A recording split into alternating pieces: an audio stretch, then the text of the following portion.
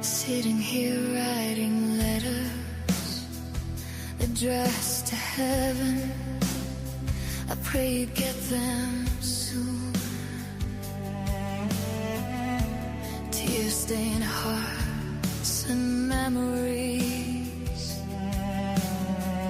I pray the wind our love carries. Heaven feels so far away, and goodbye is so hard to say. Why did it have to be this way? A lifetime without you is so hard to do. I'm missing you.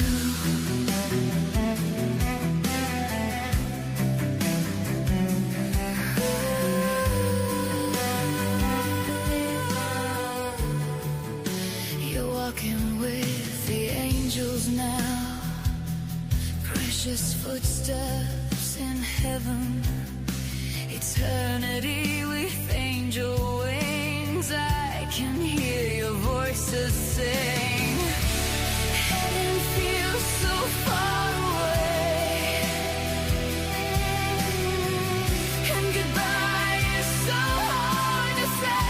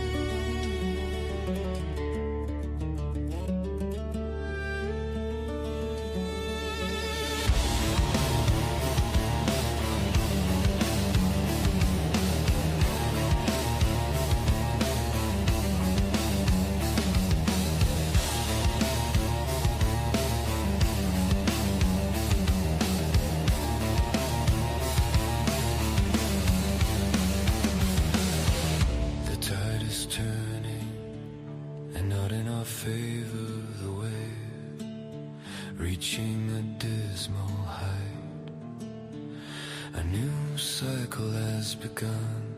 The collapse of kingdoms, a new world rising, politics colliding. The truth becoming a stranger. The mouth of a new era opening wider. A ceremony of innocence swallowed.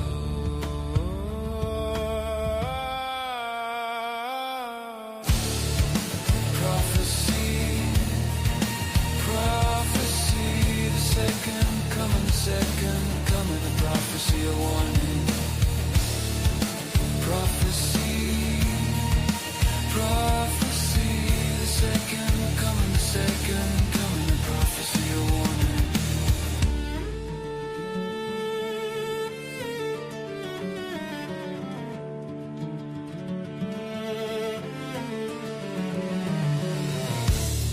An image, not one of holiness. A shared imagination, a symbolic revelation. A vision of darkness, a creature born from the chaos. A collective consciousness, brutal and godless. Prophecy, prophecy, the second coming, a prophecy, a warning. Prophecy, prophecy, the second coming, a prophecy warning. 2,000 years, the end of an era, history moves, it bends.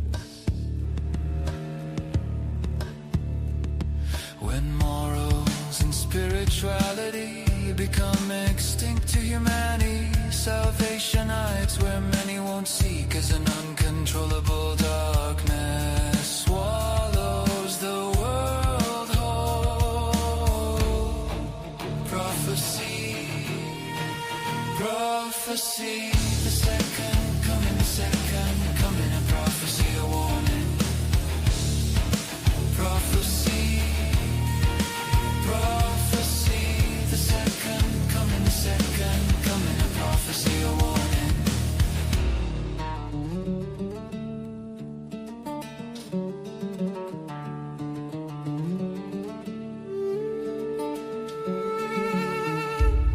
The future looks grim from here to end, as darkness slithers in, up from your desert sand. A beast rises, a lion body ahead of a man, a soulless blank gaze, pitiless.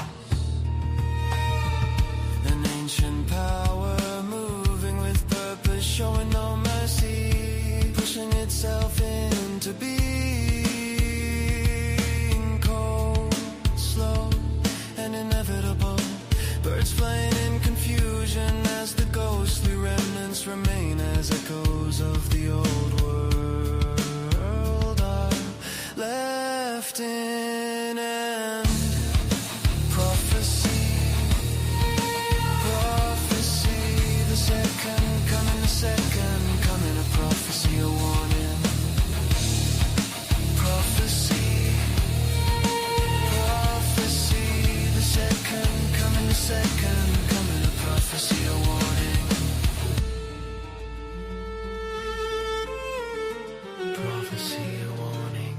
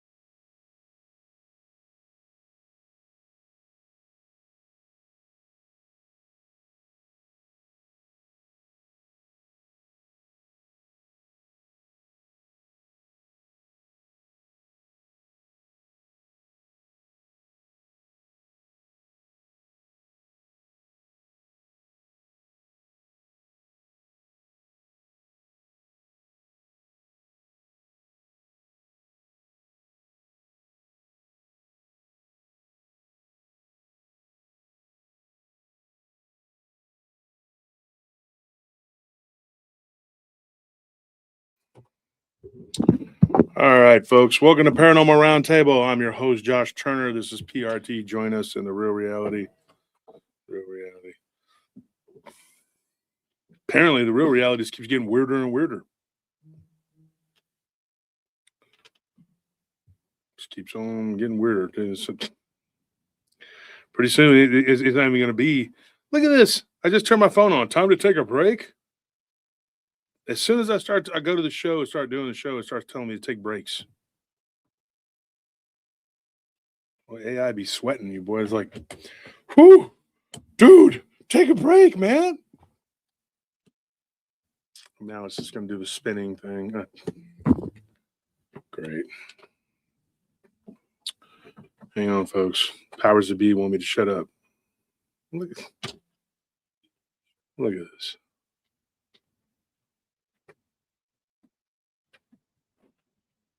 Okay, and I'm going to have to figure out what's going on here.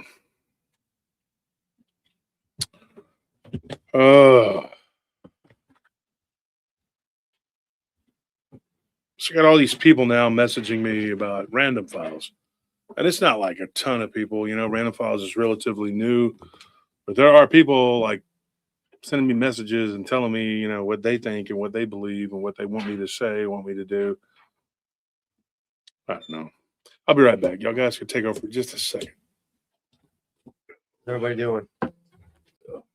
Going to continue from where we left off on last Sunday, so it's going to be really cool.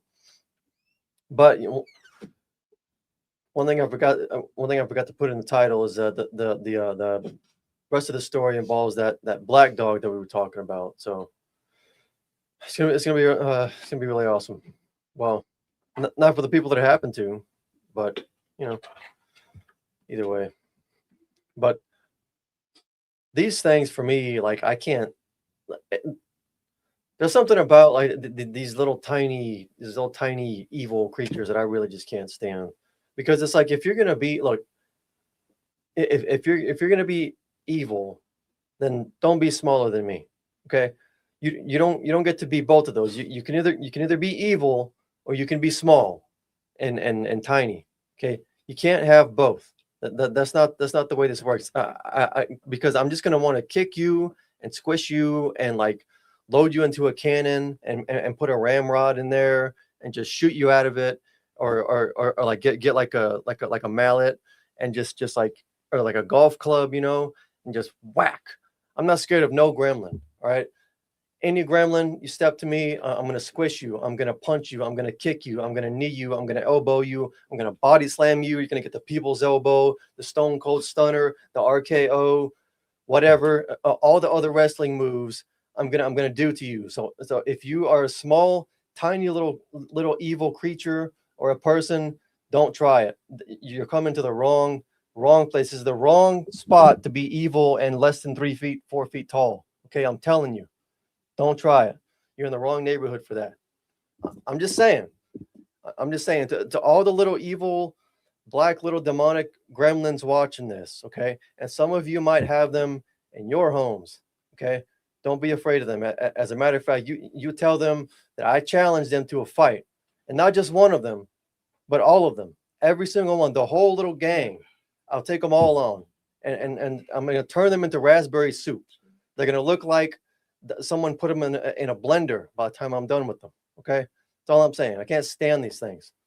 You don't have to be afraid of them either. Okay, you just tell them, hey, I got this guy. He's talking crap. So get out of my home and go to him. Okay, and I'll solve that problem for you.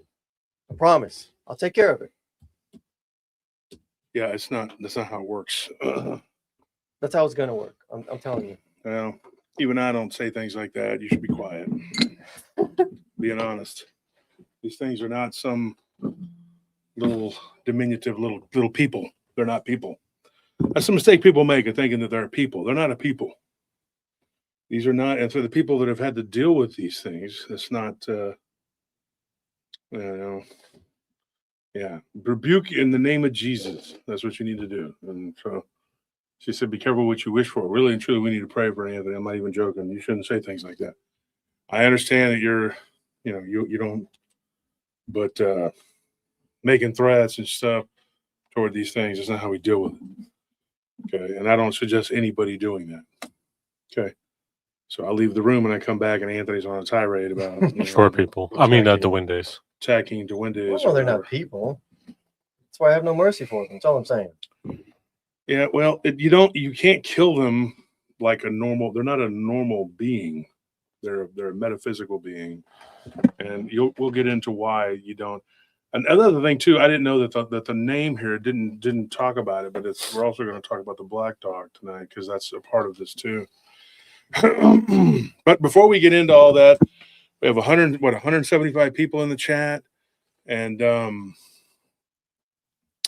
yeah, let's talk about some things here. So we have random files, right? And a lot of people still don't know what that is. A lot of people still don't go over there and check it out. They're not interested.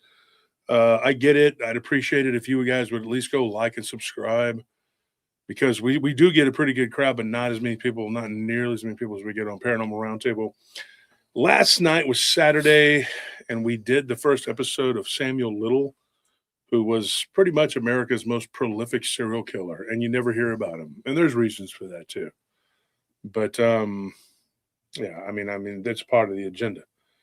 He doesn't fit the description of what they want you to believe a serial killer is. And the thing is, you got to be careful because anybody can be a killer. There's not some kind of blueprint what they want you to believe. is a blueprint of it. And so after the show tonight, I was going to do a random file episode. And I'm going to talk a little bit about serial killers and who and what they are.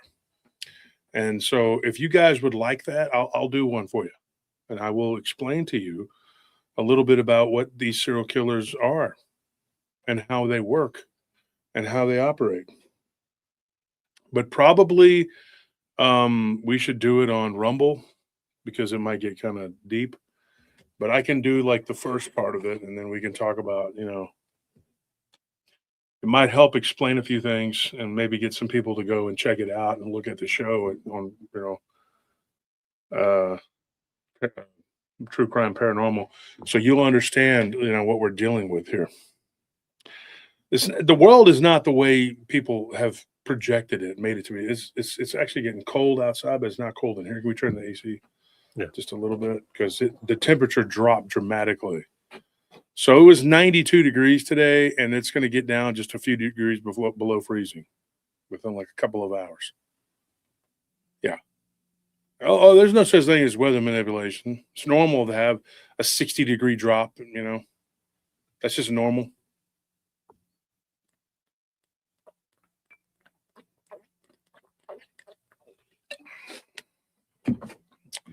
Shave part of my face off. Freaking beard starts growing out. My head looks all.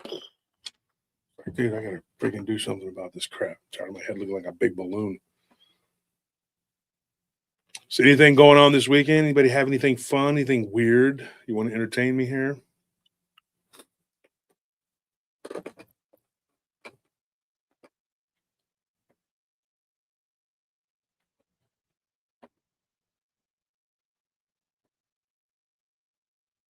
One of the things we're going to do too on the giveaways, we're not going to do any giveaways this week. In fact, we're putting the giveaways on hold till the end of the month because we're backed up and we need to get caught up. So we're going to put a hold on the giveaways until the end of the month. It's just what we got to do. Also, and this isn't the main reason, but starting next month, we are going to be on a really, really tight budget. And I don't know how many giveaways we're going to be able to do next month because of the shipping charges. And now the shipping charges are going up because gas prices and everything else. So it's really, really annoying. Hold on one second.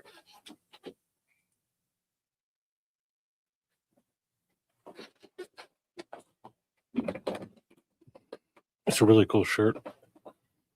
Both. Which one? This one? Mm-hmm. I was just looking at that video that you Club 88. Mm-hmm. Yeah. There's been a lot of different Cowboys receivers that were 88, but these are the main four. You got Drew Pearson right here at the bottom, and then over here's Mike Irvin at the top, CeeDee Lamb, and then over here is Des Bryant. Yeah. They've had some really great people play at that position. Yes, send your encounters there to Josh Turner at PRTpodcast.com. Me and Anthony decided to go with nautical bird themes today. No, you just copied me. Really. What do you guys got going on? It was totally an accident. I had no idea that he was doing this. What is it? He has a bunch of ducks, parrot ducks, and I got the captain parrot. It's pretty cool. I like your chain. What is that one you got? The black one. I like this one too. It's one of my only black chains. Yeah, those are nice. So I decided to wear my silver one today because of I'm wearing the cowboy shirt, whatever.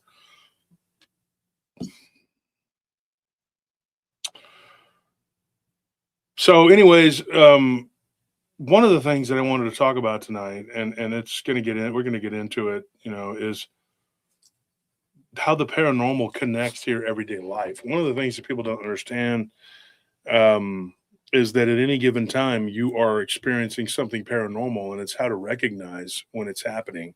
People will say things to me all the time like, well, I had a dream, and then it ended up, happening. Like it was this weird dream.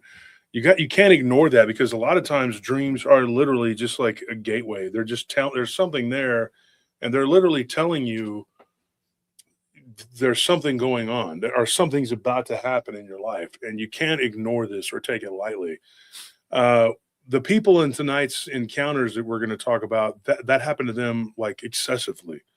They started having dreams, and before they were comparing notes, they were just thinking, boy, these are weird dreams. And it's not just dreams. Like, people are having dreams all the time now. And like, it seems like every other day I'm getting a story from somebody saying that they were dreaming and they don't know if it's connected. We recorded with some people over the weekend, and they were talking about their dreams. And, I think that people really don't put enough stock into the dreams.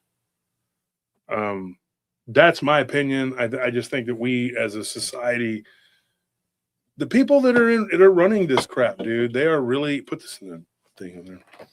They are really trying to make everybody not put the pieces together.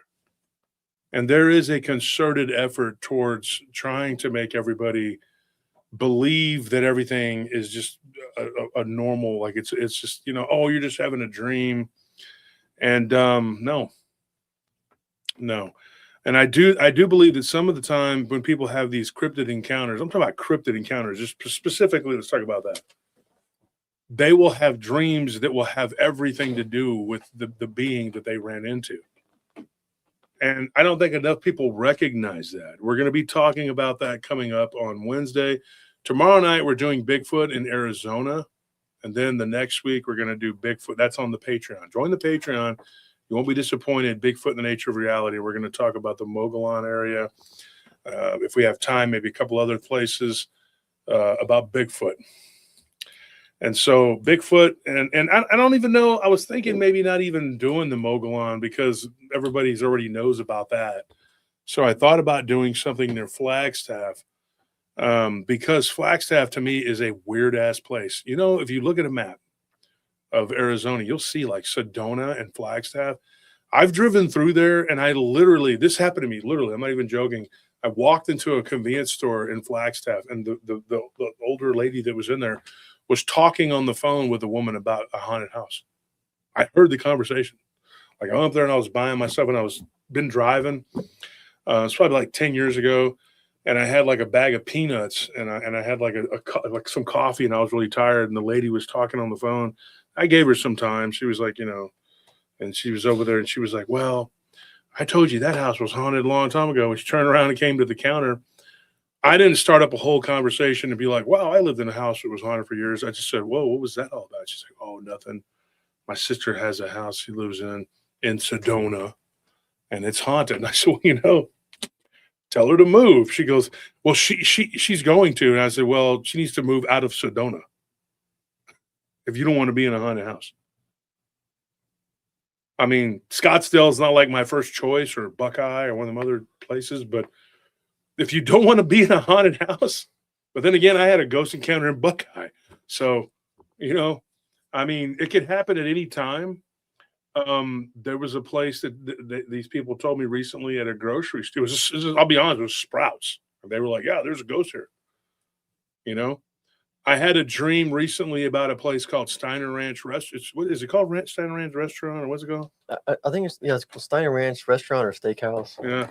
One of our friends is working there now, and she hit me up, and she was like, hey, there's a ghost here. And I'm like, no shit, because I just dreamed about like three or four times I've had dreams about that place. And every time I have a dream about it, somebody will say something about it on Facebook or Instagram or YouTube or something. I'll hear something about it. And I had a dream about the spirits there. There's not just one or two. There's like 6 or 7 at least. And I felt that energy because Steiner Ranch was one of those humongous places. And then going back, I found out that one of my friends, Troy, his great-grandfather had actually had encounters there when he worked there as a cowpuncher years ago. So, yeah, that's weird. I mean, I don't know what to make of that. I mean, you have these places that are just like places of high strangeness. I was doing a bodyguard job there one time, and I had a dream. I fell asleep in the den downstairs, and I was bodyguarding this lady and these 2 little kids. And like years and years ago, a couple of decades ago. Actually, geez, it's over 2 decades ago. But the point is, I had this weird dream, and then the next day, her ex-husband tried to break in through the back door. And this wasn't a normal like ex-husband, like, oh, you want to see my kids? No, he wanted to like do something to her. That's why I was there, and I actually knew the guy.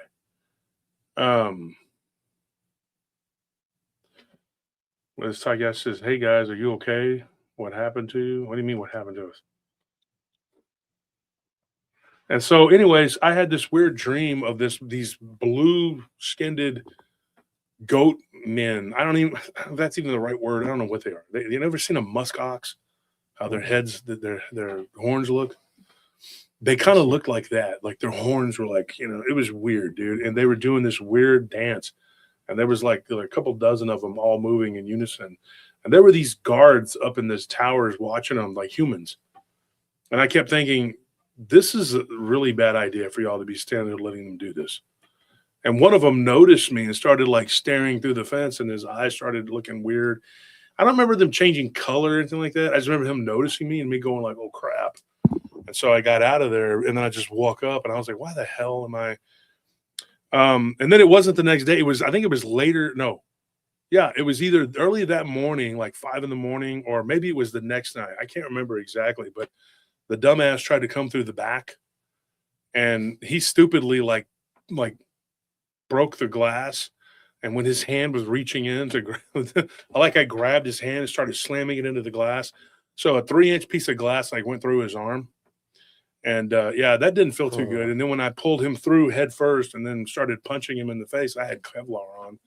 So yeah, he held a grudge about that for a while. Like I ran into him at a pool party, and he was like trying to get people together to like maybe teach me a lesson. And yeah, it didn't work out. They didn't really teach me anything. Nothing I didn't already know.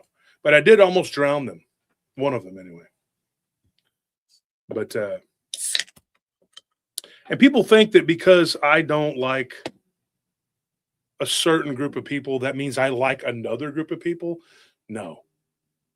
I just don't like those groups of people, period. Because like I said before, I am religiously who I am, and I am what I am. And I'm unapologetic. I don't care. You wouldn't get a apology out of me at gunpoint. I don't care. I'm not on your team, right? This guy was breaking in to hurt people. He had said he was going to kill his ex-wife. That's what he was going to do. And so when the police came, they were like, hey, this guy's already got a CTW here. He's not supposed to. At that time, it was called CTW. Mm-hmm. Now it's CTN. And he went to jail. He already had a restraining order. Like, how stupid are you? You come back, and then he's at a party, and he's over there like this skit with Eddie Murphy. He's an asshole. Big tough guy, and he's over there. He's slinking around. I'm like, oh, and have you changed your routine now? Right now you're a snake. He's a snake. He's slid. It is what it is. So he got a couple people to go along. They're over there with their drinks, looking at me crazy, man. I'm like, yeah, okay, whatever. Oh, well, it didn't work out for them. I just said, look, I'm just doing my job. And I enjoyed doing my job.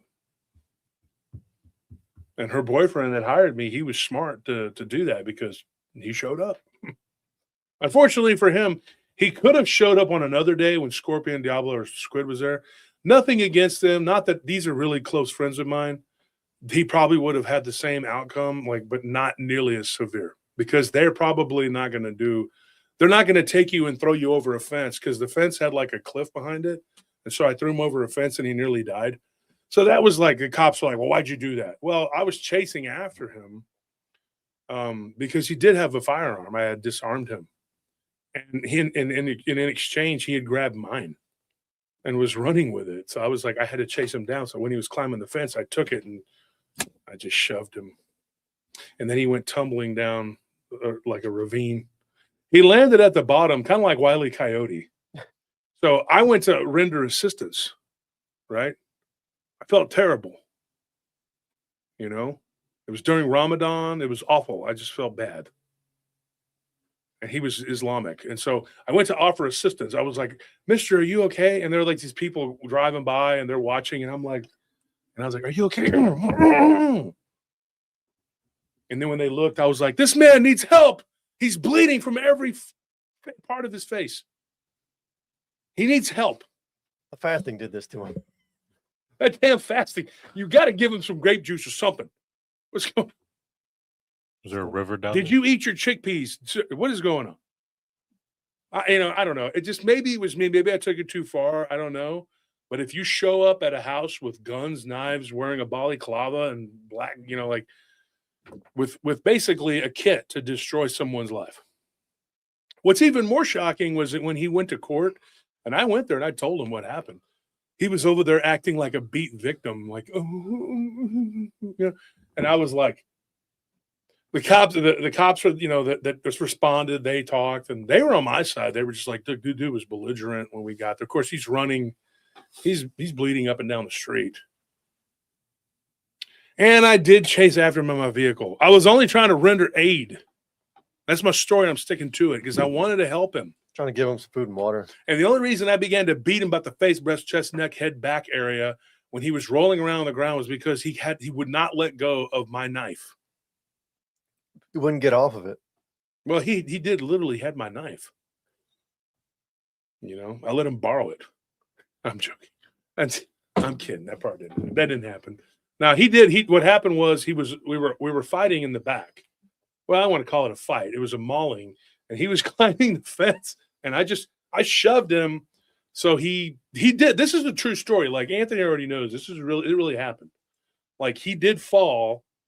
What's funny is me and Anthony were eating at a place called Taco Cabana, and one of the cops that actually showed up, and he's a friend of mine.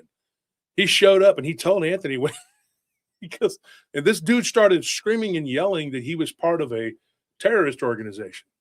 He's not. He just liked to talk a lot of shit. But he said that. So police aren't going to show up and be like, really? You're going to kill us all? You're a part of that?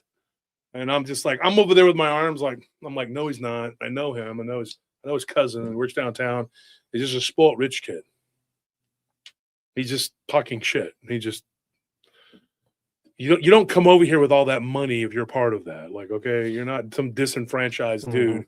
You're full of shit, and your mom and dad had money, and he lived on the Ivory Coast. There's a lot of people like him that live on the Ivory Coast. They're not black people. They're Arabic.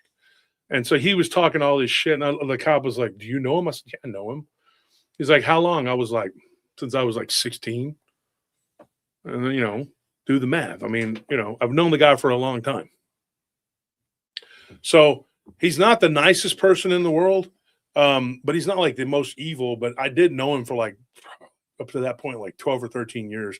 And I was just like, dude, I've known him since I was a teenager. He used to sell motorcycles and whatever. He's a rich kid. So he's talking shit, saying things. I did him a favor.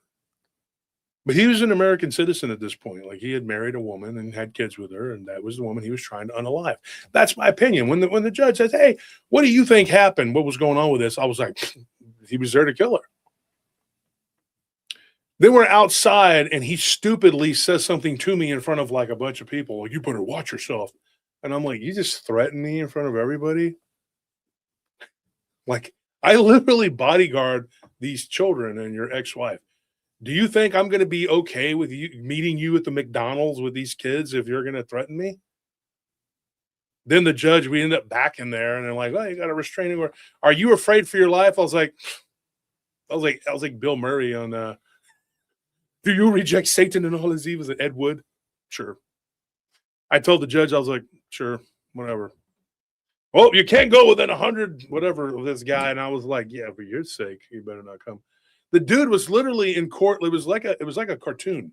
He's all like, and he's got a busted arm, and he's like and he's got like, I thought it was an exaggeration, but I guess he really was hurt, because when you fall down a ravine, it looks like a cartoon, but the end result is not really like a cartoon. You actually do break a lot of bones, and he did have a compound fracture in his leg. I've seen that a couple times. Usually it's from me kicking somebody, but that did not happen from somebody getting kicked. I kick like a mule. I really do. I have my shins. They look gross. I have really messed up shins.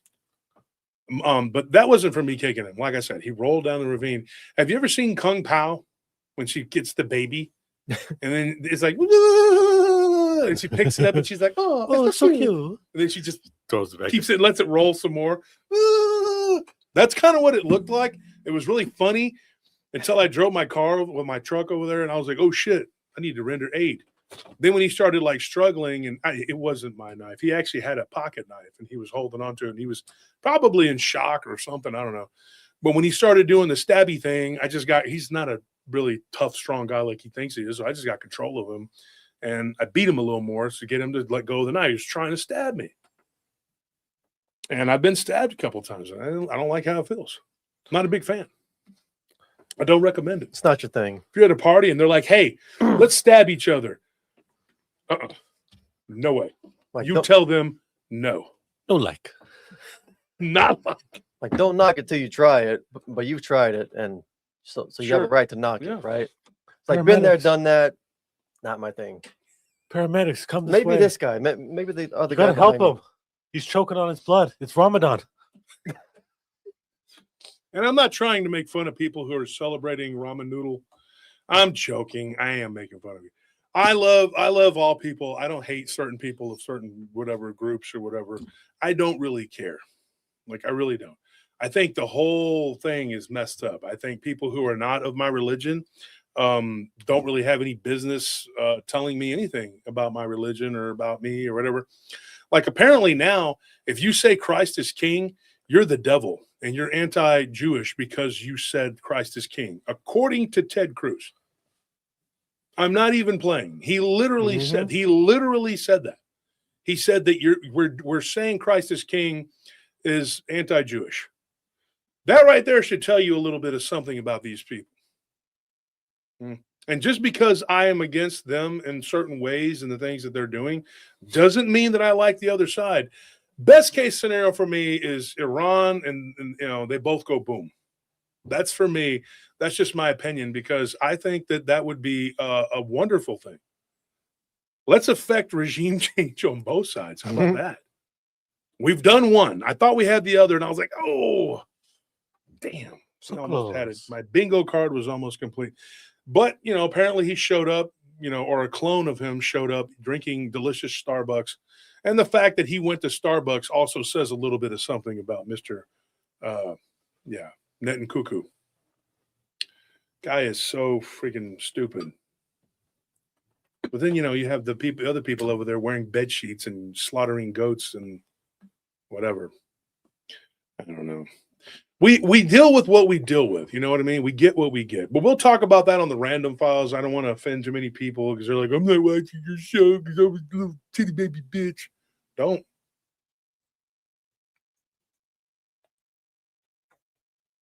I know what it is. You want me to apologize. Okay. So here it is. Heartfelt apology. You're right. I should apologize.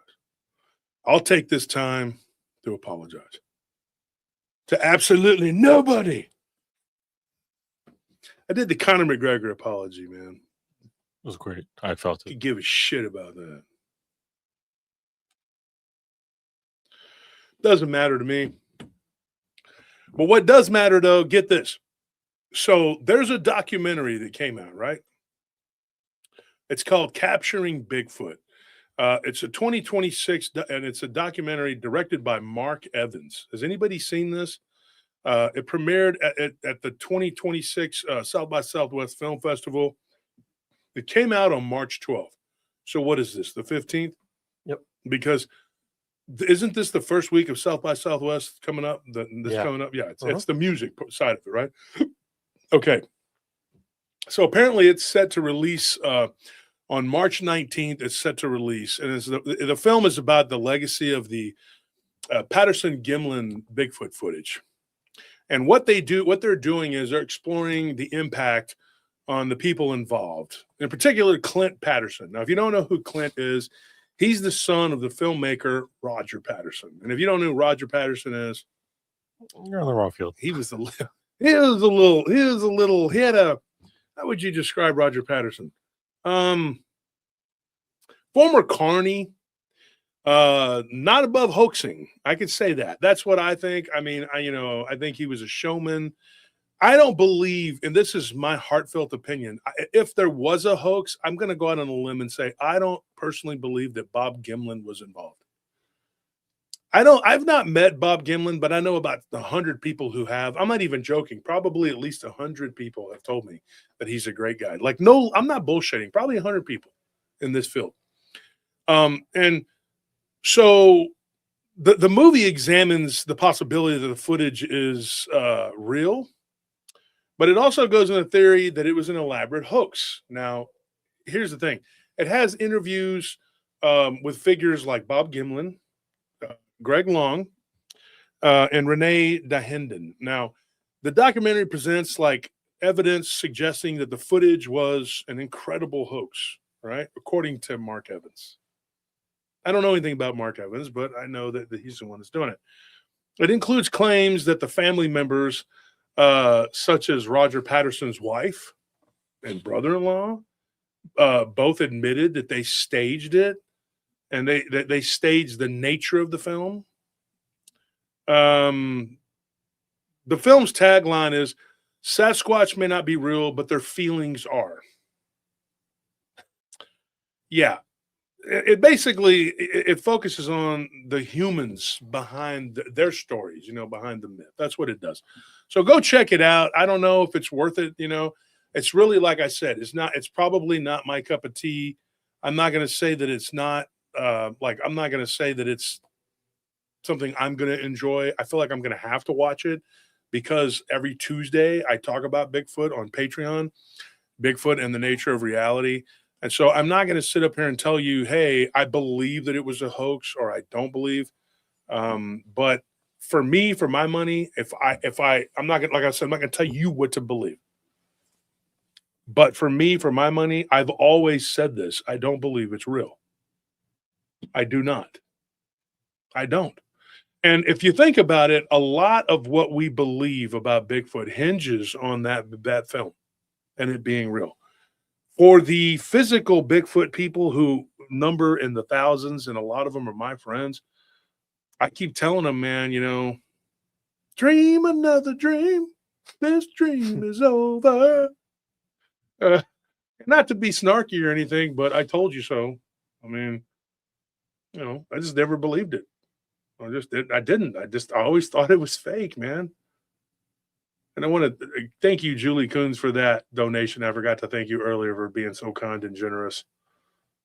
God knows we need it, dude. We have been sucking hind tit lately. The show has been doing good, but our businesses really suck. We just have not been doing so good. Like Ed Gein, I started a babysitting business, and so far no one has asked me to watch their kids. I'm not sure what's going on here, probably because I was passing out the flyers in front of a mosque and a synagogue and showing and giving them business cards to the show. Once they watched the show, I guess they respectfully declined. I also did offer to give their children free pulled pork sandwiches. That was probably not a good selling point for me. But to my credit, I did not know that all these churches had been converted into mosques and synagogues. I thought that they were still churches, but I didn't realize that, most churches now are not even churches. A lot of them are just defunct. If you drive around the town I live in now, you'll see it. I could show you videos. There's like 3 or 4 of them that they're not active anymore.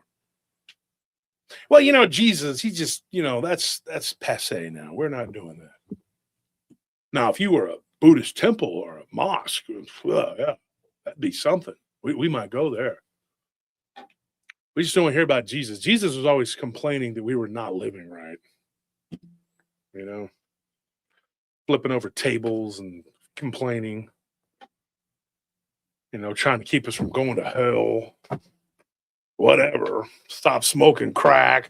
I'm not training for the Olympics, Jesus. I'm just trying to live my life in sin. All these rules and regulations. Gotta quit all these things. I'm not a quitter.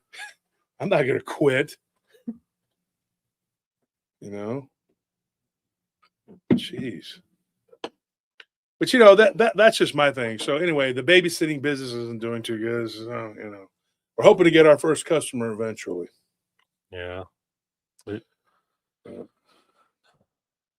We had a couple people that wanted to do it, but I told them that I might fight their children, and they were like, "No, no, thank you." Yeah, because that's all he can do is fight kids. I mean, they shouldn't be worried about that though. Like, I mean, I think the kids could handle him. Yeah, You know, I'm pretty sure I they mean, could Tony probably could give him a good spar. Like, you know, like if you watch credit's due. Seinfeld, like Kramer, Yeah. when he was training kids, it's about like Tony. But we do have another business venture. Hope this works, and it is parakeet babysitting. We're hoping that people who have parakeet, we're only going to do parakeets because they're small. You can handle them. The bigger birds bite, you know, and they're kind of mean. And Tony's a little bit afraid of them because he is weak. So we're looking at parakeet babysitting. We're going to see if that works. Afraid of the bigger birds. I'm afraid of heights, and if they grab me and start flying, I don't know how far they're going to take. I mean, that's a valid fear. But if that doesn't work out, I mean, ferret babysitting, that's a gold mine right there, dude. I mean, like we're talking millions here. I think we can make a lot of money. It's another Cat hotel. People's ferrets. They're going to dig a tunnel and drag me under. There's a lot of fears here. Here we go. Curtis Turner, no relation, says, much love to my PRT peace prayers and Josh and Nelly. Proud to be my friends, working a lot, but playing catch up. When's book number 3 coming out? Well, that's a good question. And that's a question for my brother because he should be the one now finishing it up, putting the finishing touches on it.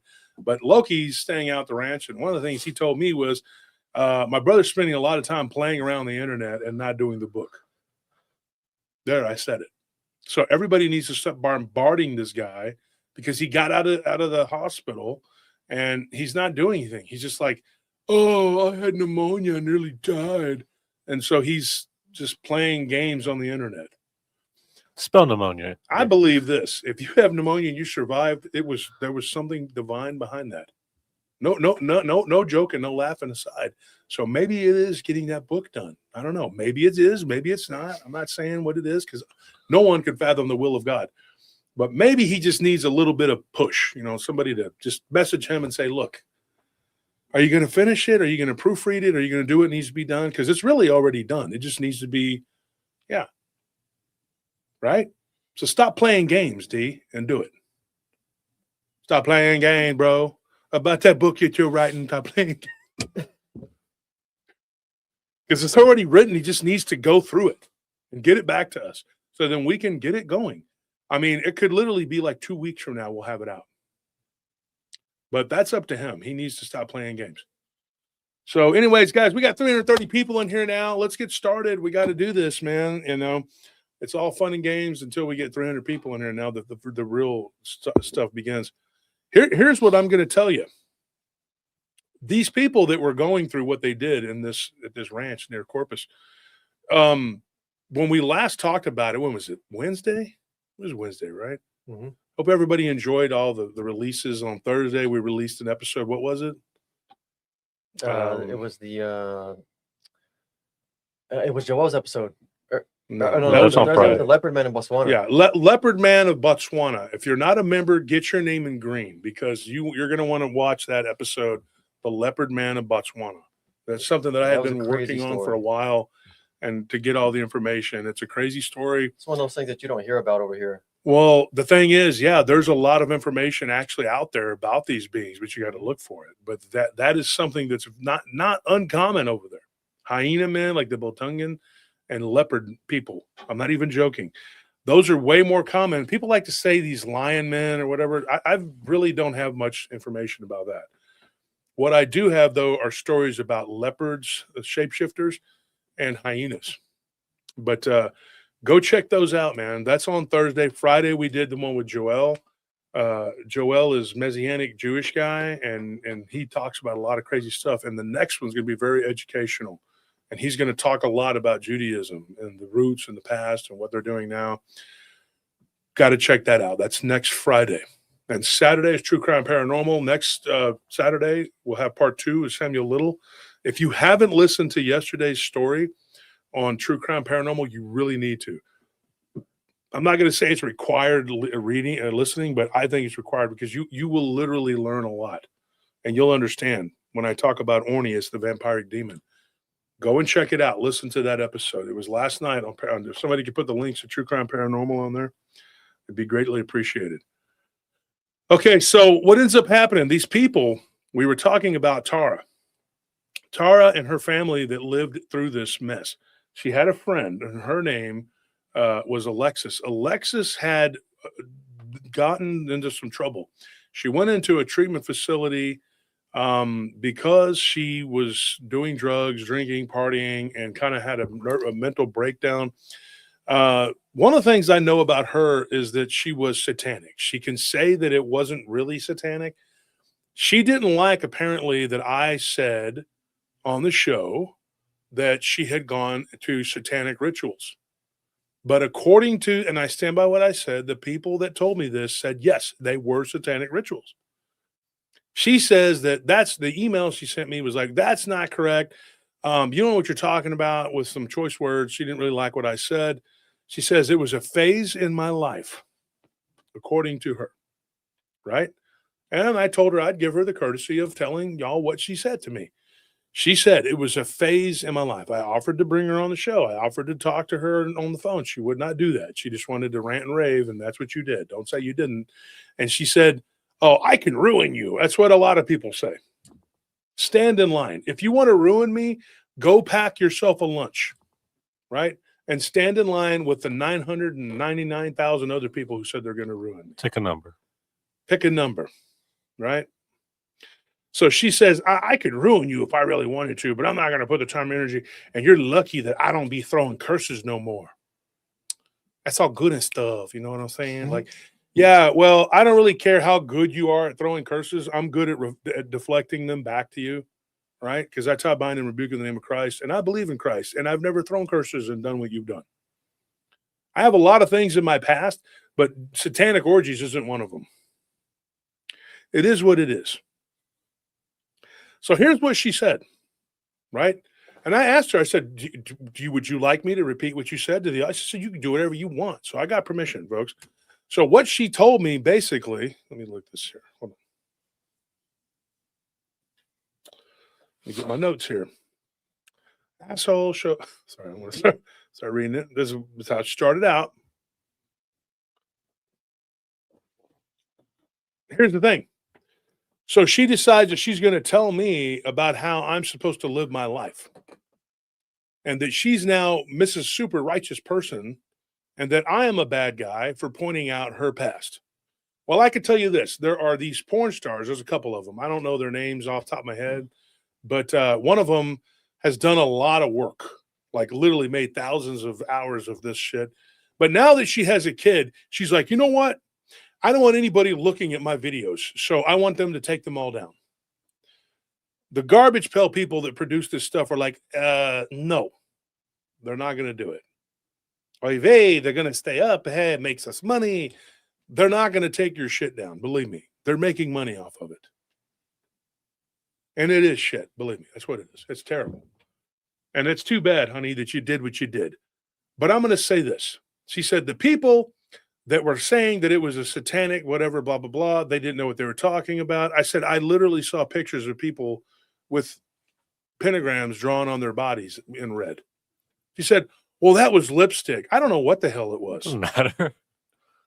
They said it was blood. You say it was something else. It doesn't look like lipstick to me.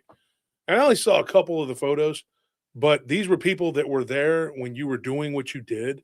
And I don't know if you were just too drugged out to remember what you did, or you were just, drinking or whatever, but that's not my problem. What my problem is that you were attracted to these people's property and you lit a barn on fire. You committed arson. That is the truth. And you got out of it. Let's be honest. You admitted that you were doing it, and you didn't do it, and you didn't get in trouble for it. You just ended up going into a treatment center because your parents said, oh, she's a bad girl. She needs some help, blah, blah, blah. I'm glad that you found Christ, but you can't erase the past and say, oh, I didn't do these things, when you absolutely did. And you led people down a road to corruption because you had your other friends and family getting involved in doing things that they themselves said they would not be doing if it wasn't for you. Right? So you do what you got to do. You followed that path. You were on that path. You did what you did. And then that her herself, by her own admission, right, said that she had a vendetta against Tara, and her aunt. You wanted to do something to her aunt because, according to her, she said that her aunt had killed her in a past life. Strange thing about that. We talked about it last time, right? This woman that says this, she has this vendetta, whatever. She says that she was murdered on that property. And that's why she kept being drawn back to it. Tara says she started having dreams of having witnessed a woman doing something to another woman, like, stabbing. She literally, it ended up, they were fighting, and one of them was chasing the other one. They caught the other one, and then she was unalive near the creek, and then her body was buried by two men that this woman paid. This is also what the psychic said she saw. The psychic's name was Ivana, and Ivana said that this is what she believed happened. But she said she thought it was Stephanie, not her mother. That would have been Tara and Diane and their older sister. That would have been their first cousin. So get this. We'll start with the first one. Stephanie has a dream.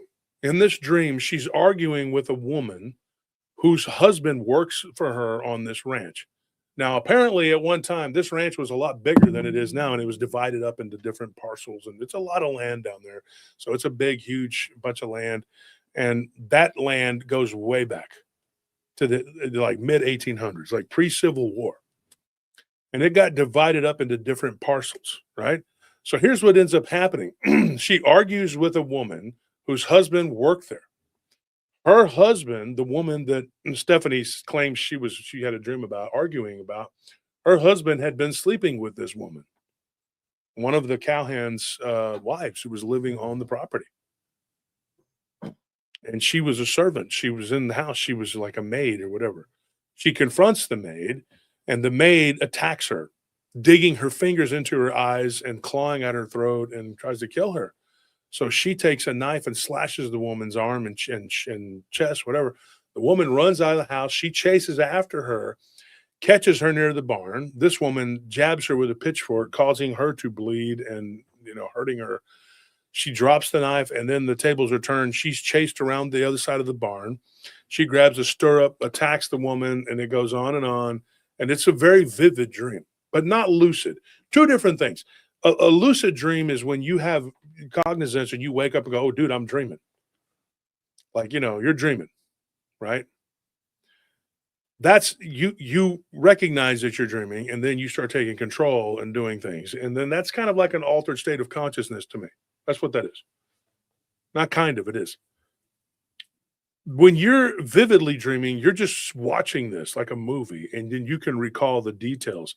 I don't know that we don't always vividly dream and just not remember it, because when you wake up, you're in another reality, and you're trying to recall the details. So what was the vividness? Was it the remembering?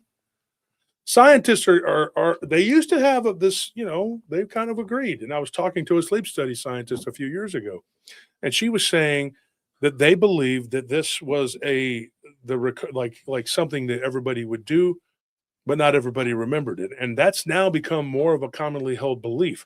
Before, it was just, oh, your brain is processing stuff. And sometimes those dreams will be really vivid, and you'll remember those because they're very vivid. That's why you remember them. But the actual process, to me, I think, is when you're in the recovery from it, and then you're remembering it vividly, right? Because that's all it is us remembering. And the memories are really weird, really tricky. It's enough to get you convicted in court. But how good is memory really? We don't know. But that's an episode for, Random Files or something. So here's what we're talking about here. She says, I remember this vividly, being chased. I started fighting this woman off. She goes, and then I end up being chased down by a creek. Get this. While she's being chased, she eventually falls. When the woman comes to get on top of her, get this, something grabbed the woman's leg and she falls, dropping the pitchfork. She falls and hits her head, like when the pitchfork goes into the ground, she hits her head on the pitchfork, knocking her unconscious. She gets up, she looks around, she fumbles around, she finds the knife. She doesn't know what it was that grabbed the woman at first, but then she looks and she sees these two little ugly, demonic, diminutive creatures, and they're moving around her in like a circular fashion. And they're mentally telling her to unalive this woman. Telling her, like telling her to do it. When the woman comes to, she tries talking to her and telling her, look, I don't want to do anything to you, but you and your husband need to pack your stuff. You need to leave. I know you're having an affair with my husband. You've done enough damage. Tries reasoning with her. The woman gets up and is like, no. Starts going for the pitchfork. At this point, these little creatures, she gets the impression that these little creatures were her friends. Not necessarily like buddies or whatever, or like, they're your playmates, but she was a child. He said she was a child, like she knew they existed. And her family had lived on that ranch. Her husband, that was not his family, that was her family's ranch. And so she knew these creatures for a long time. And one of them actually attacked and assaulted the woman with her, running up and biting the back of her ankle and pulling on her like back of her leg, literally causing her immense physical damage. Then another one takes a piece of rock, like a sharp rock, and starts jabbing her in the side of her leg, doing an equally bad amount of damage. And at that point, she's crawling. She gets down to the creek, and then she says, at that point, I start talking to these beings again, and they tell me, just kill her, get rid of her, you need to do this. We've gone too far. We've gone too far, right? And she's like, I felt like part of a collective with these beings. I don't know exactly how I knew them or what, but I knew what they were. She's like, so I did this. She's like, I wake up and I'm remembering every bit of it. A lot of times she goes, I went to the restroom. In most dreams you don't remember them all. And then your brain is trying to like piece it all together, and it'll put pieces in there to kind of fill in the blanks. I mean, you have to do that with a lot of stuff. You just kind of have to fill in the blanks yourself, right? But she goes, this case here, no. I was automatically, I knew immediately I did this. Stephanie says she felt terrible, and she called her friend Ivana the next day when she was on her lunch break.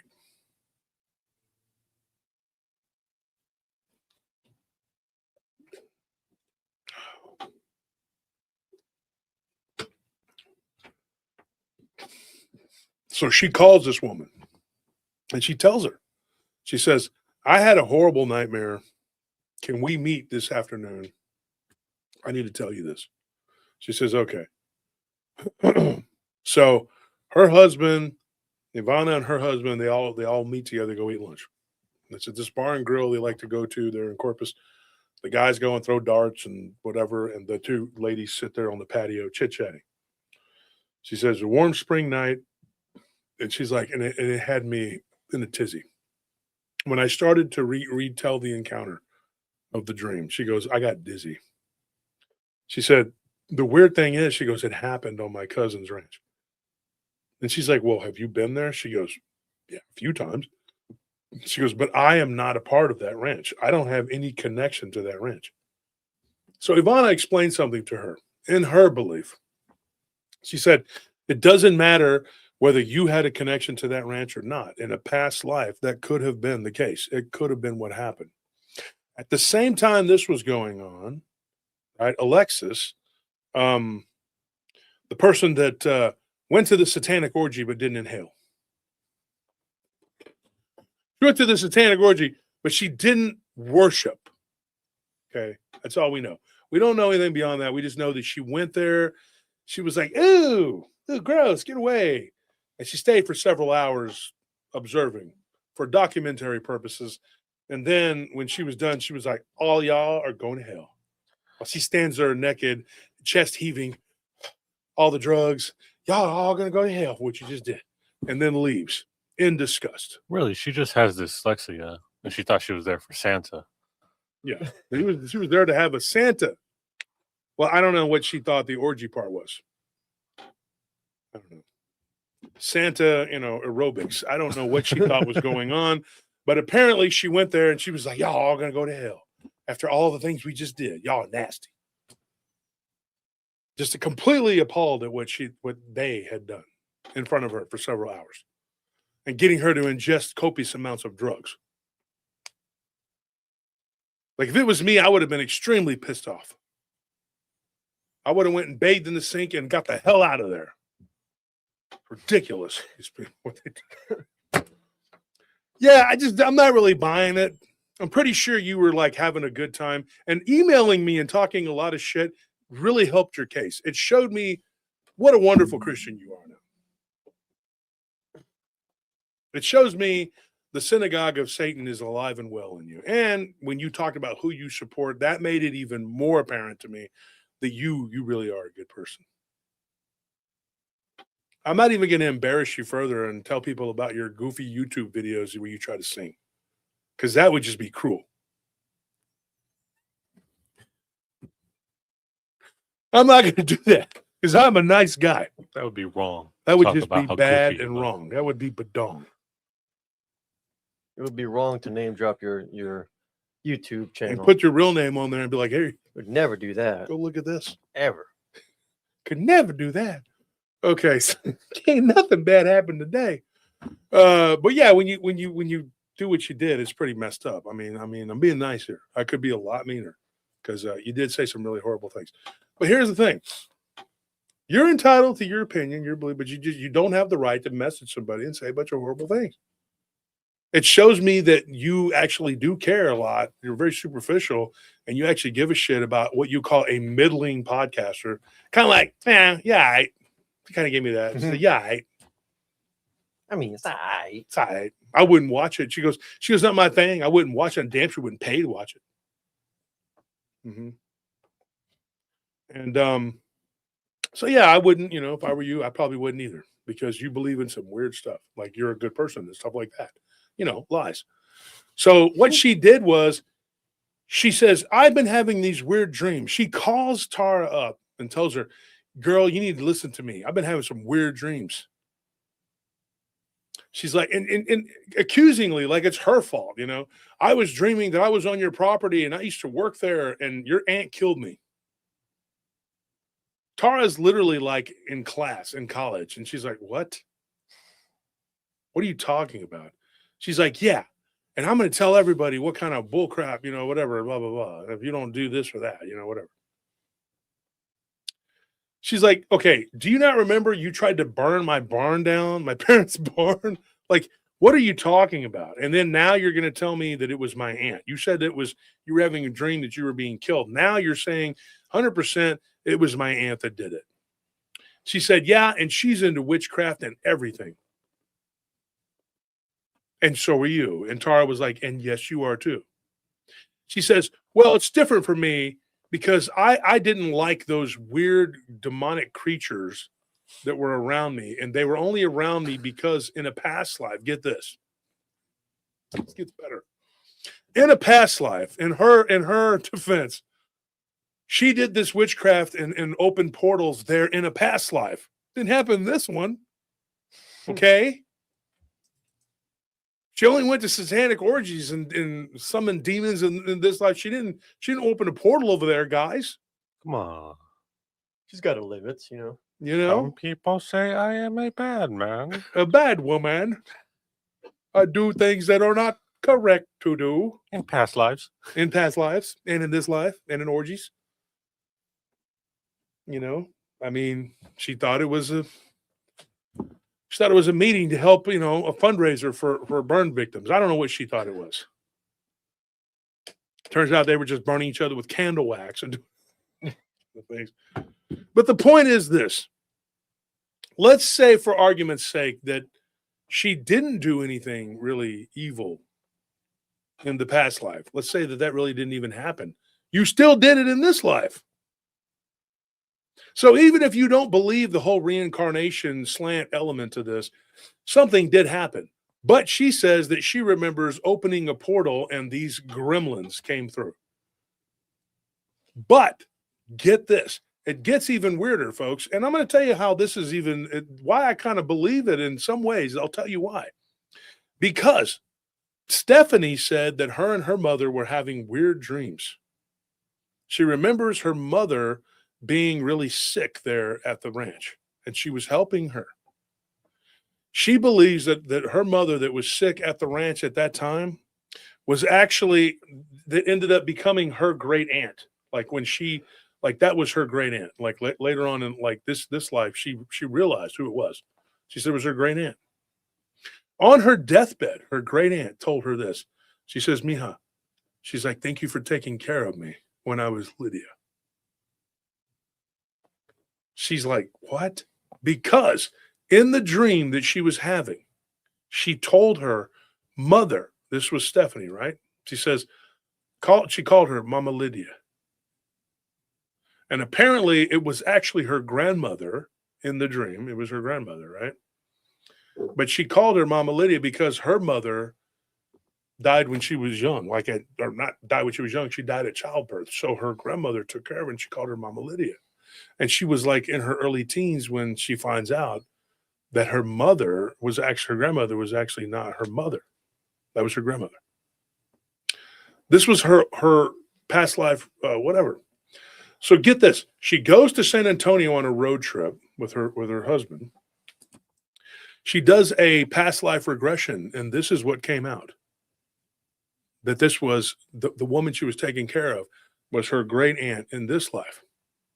But this happened back in the 1850s or whatever, right?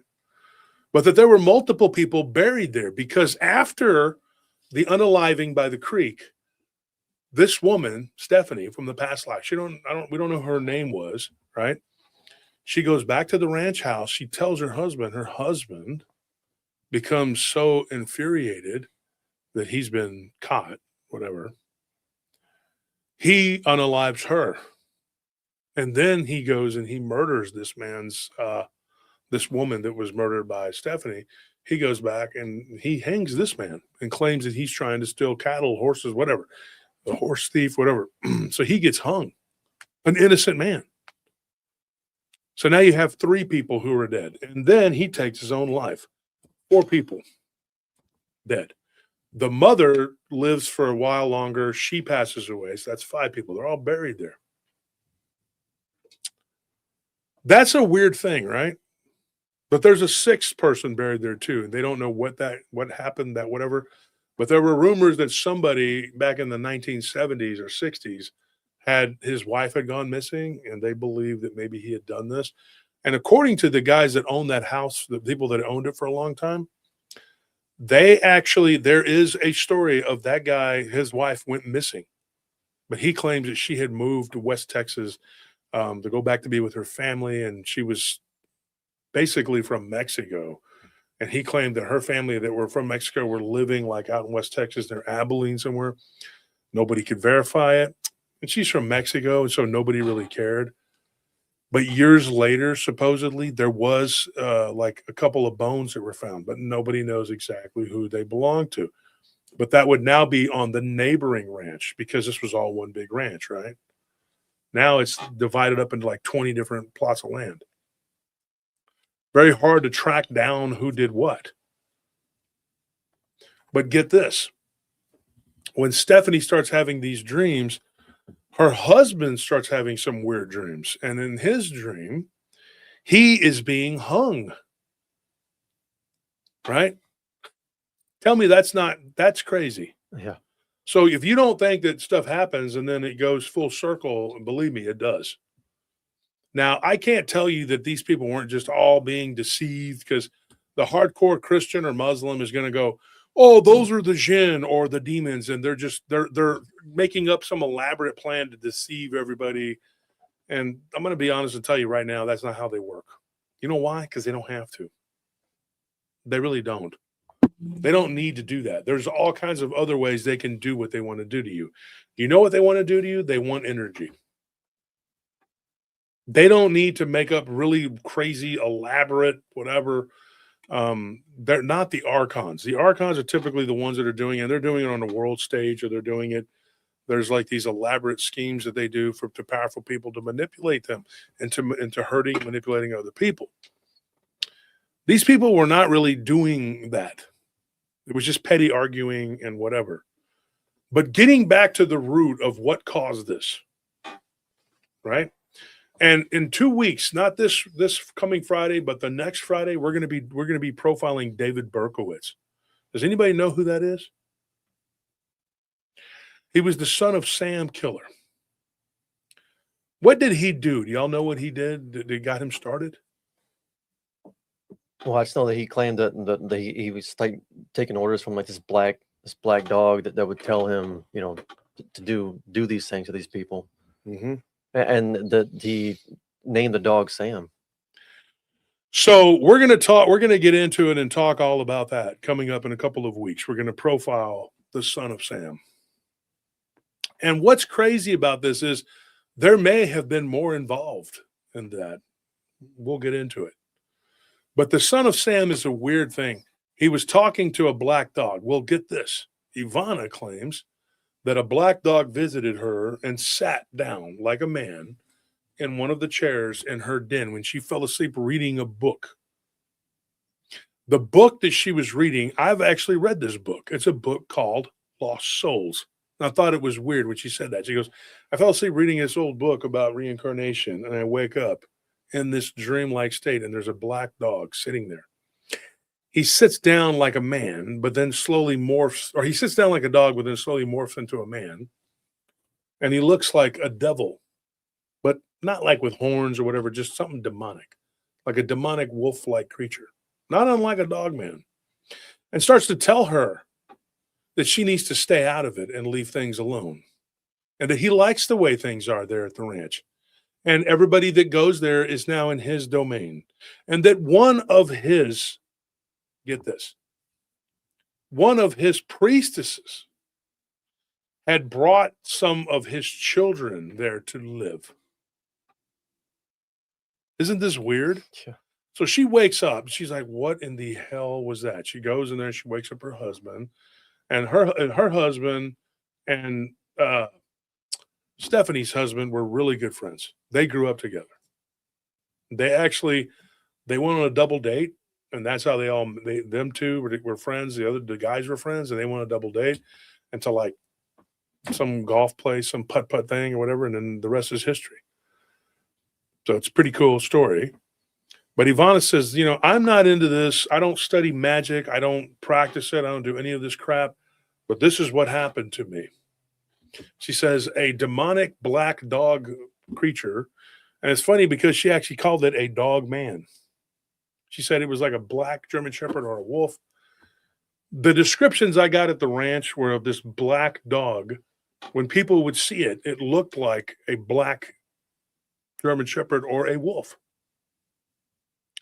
They didn't say that it was like on two legs. Nobody ever said that to me. They didn't say it was walking around like a wolf or a dog man or a werewolf. It was just a black dog, but it would show up and it would be in the company of these dwarf-like creatures. According to the story that I was told by Stephanie and what she believes, and this is what Ivana said, and Stephanie backed it up, that during the past life regression, she found out that she was doing witchcraft.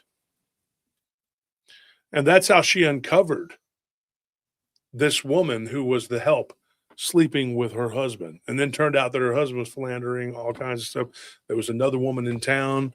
It was originally that woman, when she confronted that woman at a hotel, at this old inn or whatever, she told her about the other women. She said, I stopped seeing him because he was going to divorce you and be with me. But now he's taken a younger lover. He doesn't even care about me. Poor me. No. Poor you, your cheating soul. What a shame. What a dirty bastard. Really, we're both victims in this. Yeah, we're really both the victims. We should get together and maybe do something to the younger girl for being prettier than us. Never mind the asshole that caused it all, right? So when this guy finds out, like, right, that his wife had done that, he kills her. He's pissed off. You killed my lover. Then he goes and just kills the woman's husband, because he's just out of spite. And then he goes back to the ranch and kills himself. So you have this whole circle, right? Well, the woman that was killed supposedly is Alexis. But the thing is, Alexis was doing witchcraft in the past life. She is the one who actually talked Stephanie's past life into finding the person that was cheating. Her angle was this, and I figured this out on my own. Her angle was to get her to see, because the demons that she was dealing with was to get her to see this other woman and go and kill that other woman and go to jail. So the Texas Rangers come, they lock her up. She gets away scot-free, right? The other woman is dead, who she's jealous of. Then she goes to jail, and she's like, oh, that opens the door for her to be with the guy that now runs and owns the ranch. Because Stephanie's father in the past life was already dead, and the mother had one foot in the grave. Pretty ingenious plan. The only problem is this. You had Stephanie in a past life doing witchcraft, being deceived by a demon, keeping the servant girl hidden from her, but revealing the other woman who was about her age, goes to the hotel, doesn't have the nerve to do it. And this woman at the hotel says, look, you are being deceived. There's a woman there that lives there. And to prove it, according to the dreams that she was having, this woman is telling her this, and she's sitting in a rocking chair. While she's telling her this story, she's dissolving with green, glowing emerald eyes. And this woman is in a rocking chair. And she wakes up. She goes, and I was awake, fully awake. And the next thing you know, I'm falling back to sleep. And this demonic-looking woman, hag, whatever, whose face is like, not melting isn't the correct word, because that's not what she said. It was like she was rotting and then reconstituting. Yeah. She says, I'm nothing now. I'm a phantom. I'm just dust. She kept telling her that. Then she would say some stuff. Then she would say, I'm nothing now. Phantasma. I'm just a dust. And then eventually she just dissolved. She wakes up, the window's open, and dust is blowing in. Tell me that's not weird. So people are wondering, like, what in the hell is going on? But it's not a collective at this point. They're not all getting together and talking about these things. I could do it. I have the luxury of interviewing several people together, and they're telling me what happened to each one of them. They had to kind of get together and get this. Some of this information still to this day was not disseminated by everybody. So I am probably the first person that was actually able to get all the information together and put it together. They all like had pieces of the puzzle, but not all of them had it all together. You know what I'm saying? Mm-hmm. So I felt privileged in that way. Thank you for giving me your weird ass demonic dreams. Kidding. But do you see what I'm telling you? Like, this is how they work. So what these demons did, they isolated each other, and they talked her into opening a portal, which is where these gremlin, demonic, the little fat pudgy ones came through. But the black dog, who's often seen in the company of these duendes, get this. This is a weird thing. When they took this ranch back over, when they went to go live, it wasn't a ranch at that time. There were no more animals there. It was just a plot of land. And Tara and her boyfriend lived there for about 7 months. When they went and they moved back there to stay there for a while her dad was recovering, and then eventually ended up getting sicker and going into hospice and passing away. And then they got rid of the place.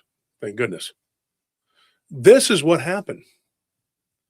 They were out on their horses. They had 2 horses at that time. When they first got there, they ended up having to sell them after a couple of months because they needed money.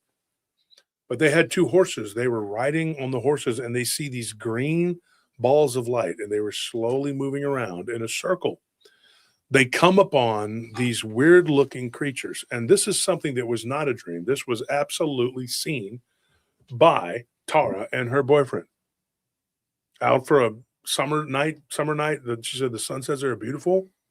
They had a nice little pond right there. She said we'd ride our horses out to the pond, you know, run them a little bit, let them come back. And then we had to sell them. It was the worst day of my life, next to my dad dying. But she said, we came upon these creatures. She's like, and they were in a circle and they were bowing down. And in the middle of that circle was a black wolf. And he was standing there and he was kind of swaying back and forth. And there was this green, she said it looked like rain, but it was going up instead of down. She said it was crazy. She said, and our horses balked. And she's like, his horse nearly threw him off. So they took off back to the stable. They stabled their animals. She says, we need to get the hell off of this property. It wouldn't be for 5 more months that she was able to do that. Needless to say, they quit going out on night rides. So these creatures were basically serving this black wolf, which I don't think was a wolf at all. I don't think it was a dog. I think it was a demon of some kind that had a lot of power. And those beings were his children, like he said. They served him. This kind of story plays out. I've heard of the red caps up in Scandinavia riding on black wolves. Have y'all heard that? Mm-hmm. Yeah. And actually worshiping them. And I've even heard of a story where I read this. It was an old book, and I was reading about this guy's encounter where he came upon this little Amanita muscara mushrooms, right? They're little diminutive dudes, and they're sitting there holding the little caps in their hands, and this fox is in the middle talking to them. And you're like, what the hell was that? What is that? This is what they do. They're elementals. Now, if you stop and you start thinking about this, they're earth elementals. We know of beings that correspond to fire. The jinn are said to be smokeless flame. They're made of fire, right? We hear of the undines. We hear of the fueth. We've talked about those on the show. The ones from the water, the ones from the sky. There's all these different kinds, the kind that ride in on the wind. These are the earth element, the earth ones. You can call them elementals. You can call them the before time people, whatever you want to call them. This is what they are. So these little dudes were a race of diminutive Duende type creatures. And their buddy, the wolf, was probably their protector, probably an avatar for something worse, something that they worshipped, served, whatever. I don't know. But they were there, right? And apparently these little creatures, Stephanie in a past life was really cool with these dudes. And they helped her to commit murder. So if you want to say that that's helping, that's not my idea of helping, but some people really do. They support countries in the Middle East that invade everybody. I don't know. People are weird. They do weird shit. I don't know. Other people demand that everyone wear bed sheets and smell like onions. I mean, you know. To each their own, I guess. Some people think cucumber tastes better pickled. I smell like a delicious Sonic hamburger. Yeah, exactly. You're like sitting there going, damn, I smell some delicious piping hot Arby's. You turn around, there's somebody in a bed sheet. Oh, okay. It was just you. Sorry. Got my hopes up for a minute there. Thought I was going to eat a beef and cheddar. Somebody's going to come up and be like in one of those videos, you know, because I can look pretty rough and homeless at times when I'm out running errands. Mm-hmm. I look pretty bad. Like I was looking at myself in the mirror. I'm like, oh, it's just me. You know? So I thought maybe there's a video. Oh, look, brother, I brought you a beef and cheddar. No pork, brother. And I'm like, yay. And then you turn around, they're just standing there in line waiting to pay, wearing a bed sheet. And you're like, oh, what the fuck? Thought I was going to get a smash burger. Damn. You just smell that way. Golly. You know, you go out of your way to not eat pork, and you still smell that way. Yeah. And then their brethren, the ones with the hats and the curl, they do the same thing. They just, Sting. they have their own deliciousness about them that they just. One of them came into my friend's jewelry store, and I was like, "Did you order takeout?" Oh, it's just his BO. You cooking back there? Small Yeah. onions and garlic. I was like, "Did your wife make pho?" Oh, okay. We have them here. He's there looking at the diamonds, doing that kind of shit. Whatever. I don't know. I'm just saying, just my own observations. But this situation here, when you stop and you look at these people and what was happening here, this is a very important element that's missing in a lot of people's beliefs. They don't believe that there is anything but this. When you die, you just go to heaven or hell. Even though they can't even comprehend what heaven or hell is. They don't even read the books where it talks about heaven or hell. They're like, yeah, heaven or hell, but we don't really read about that. Those books have been taken out for a reason. You know why they were taken out? They were taken out by people because you are a dumb shit and they know you're not going to touch them and go read them and look at them. So you can't learn anything. That's why they're taken out of the books. Exactly, Scorpion. Nothing worse than being fooled and then throwing up in your mouth while you're standing at the Diamond Shamrock to pay. Tundra Cheese 777. You got at the quick stop and you're like, damn, did you put the sandwiches out already? Oh, no, not yet. I'm like, oh, shit. This funk was promised to me 2,000 years ago. It's a great comment. The funk phenomenon. I don't want to talk shit about the people from the Levant because some of them are very good people and they actually do know what soap and deodorant is. But there are a lot of people that don't. And it's even sadder when you realize that most of the people from the Promised Land aren't really even from there. They're like from some European shithole and they smell as bad, if not worse. They're trying to fit in, I guess. Well, if we're going to take and occupy this, we need to smell just as bad as them. How's it going to look if we're not stinking to high heaven? They got to cover up the sulfur smell coming off of them so they can fit in, disguise it, We smell like sulfur and brimstone. We got to do something about this here. Going to be discovered. We got to be separate from the barbecued onion smell and the goat shit that these people smell. And honestly, you're fighting over some land that I would never want. I mean, never. That kind of land was the kind of land that my forefathers would be like, ew, brother, ew. They're growing some mesquite trees out there. Let's knock them down. It's cedar and it's gross and it's just, ew. Why would you want that? Well, you can grow goats out there. That's about all that can eat rocks. What are you fighting for? What is this shit? But like I said, I think normal. So I get attacked for that. Go figure. It's hard being normal these days. Much better if you're crazy as shit. Yeah. Right? And wear goofy hats with curls or a bed sheet. Right? And starve yourself. Mm-hmm. Whatever, man. But yeah, so like I said, we're going to get into it tonight. We'll talk. What were we going to talk about tonight on the Random Files? I can't even remember what I was going to talk about. What did we say earlier that we were talking about afterwards on the Random Files? There's so much crap, dude. Mm-hmm. So much nonsense going on. I'm getting a bunch of messages for work right now. I'm like, okay, whatever. If we could get more donations, I could stop for just for $450 a day. For just the small amount of your entire life savings and all of your assets. Just give me $450 a day, folks, and I will stop working. You too could help a slightly overweight man just talk about the parent day after day, every day, entertaining you for hours, making you laugh, and making you a little uncomfortable and have to rethink your life decisions. That's it. For just $450 a day, you pieces of shit. You can't help me? You can listen to Wolf piss you off about something. You rotten bastards. You're going to force me when I leave here to go work? Then you get no random.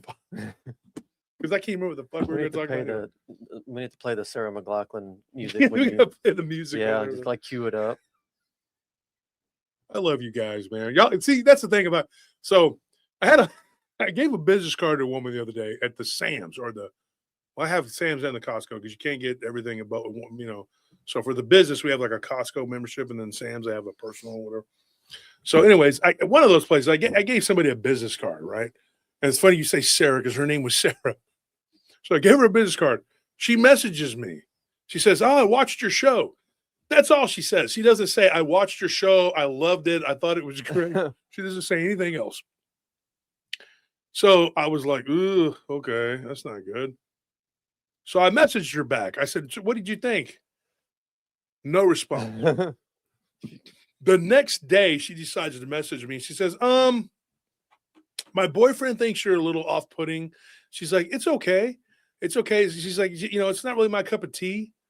And I said, so of course, me being the person that never has a problem making people uncomfortable, I'm like, "Yeah, why? Can you I can kind of guess, but can you tell me why? Can you critique me? Tell me what I could do better. I promise I won't get mad." She's like, that's all she said. Like an hour later, I'm like I'm in the drive-thru to get a coffee or something. And I see the message and I'm looking and I'm like, this is like a middle-aged woman and her husband, who apparently thought I was off-putting. Can honestly say I don't care. But anyway, she's never watching it, I'm sure, not again. She's like, "Oh, well, some of the jokes were funny, but it's just really harsh. And there were some criticisms that blah, blah, blah, people." And then she was like, and I'm thinking, I'm like, well, that's the whole point. Like people who watch the show now, like they get it. I don't really care like to export this to all over the internet. It's just basically like, if you get it, you get it. You've been with me for a long time. You know how I am. Could I be more of a liar and make you feel better? Yeah, I could. I'm not going to. Could I compromise my morals and be all inclusive and you know, and all this shit? Yeah, but I'm not going to. Could I pander to people and be like, "Oh, there's such a minority of people that are trans. Let's make a show and just make them feel good." All two of them. Because if you're on this show right now, I'm pretty sure you're not from the left at this point. And if you are, you probably have to cringe quite a bit. And then now you're probably to the right, yeah, right. But now you're like, "Oh shit, now this guy is going to the left some more," because that's what stupid people from the right think. Smart people from the right are like, "He's going further right." Because I'm going deep down, baby. Keep drilling that spot till it's hot. That's what I do. That's what I do. So, yeah, there's people that are just kind of like, "Yeah, I don't really, he's not my cup of tea." Blah, blah, blah. And I give zero shits. Don't care.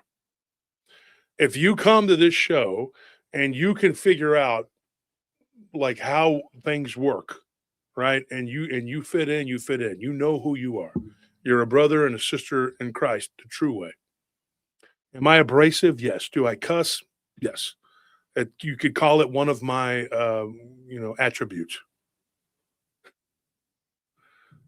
It is one of those, it's one of those innate abilities. I didn't have to learn it. I just was born with it naturally to offend people. And do I care? No, I do not. People message me all the time, "I'm not going to watch your show anymore." Thank goodness. Now we got all the crybabies out of the room. Now I can say some really offensive shit. And I don't hold back. I get accused of everything. Sexism, racism. Don't care. You get it from the left and the right. It's like, yeah, I get attacked all the time. I mean, it doesn't matter to me. I call shit the way I see it. And there's going to be more of it. And wait till we go to Rumble with the random files. You think I'm going to piss you off? Believe me. Don't care. It's not going to happen.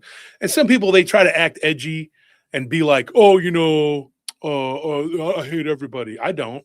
I hate certain groups of people.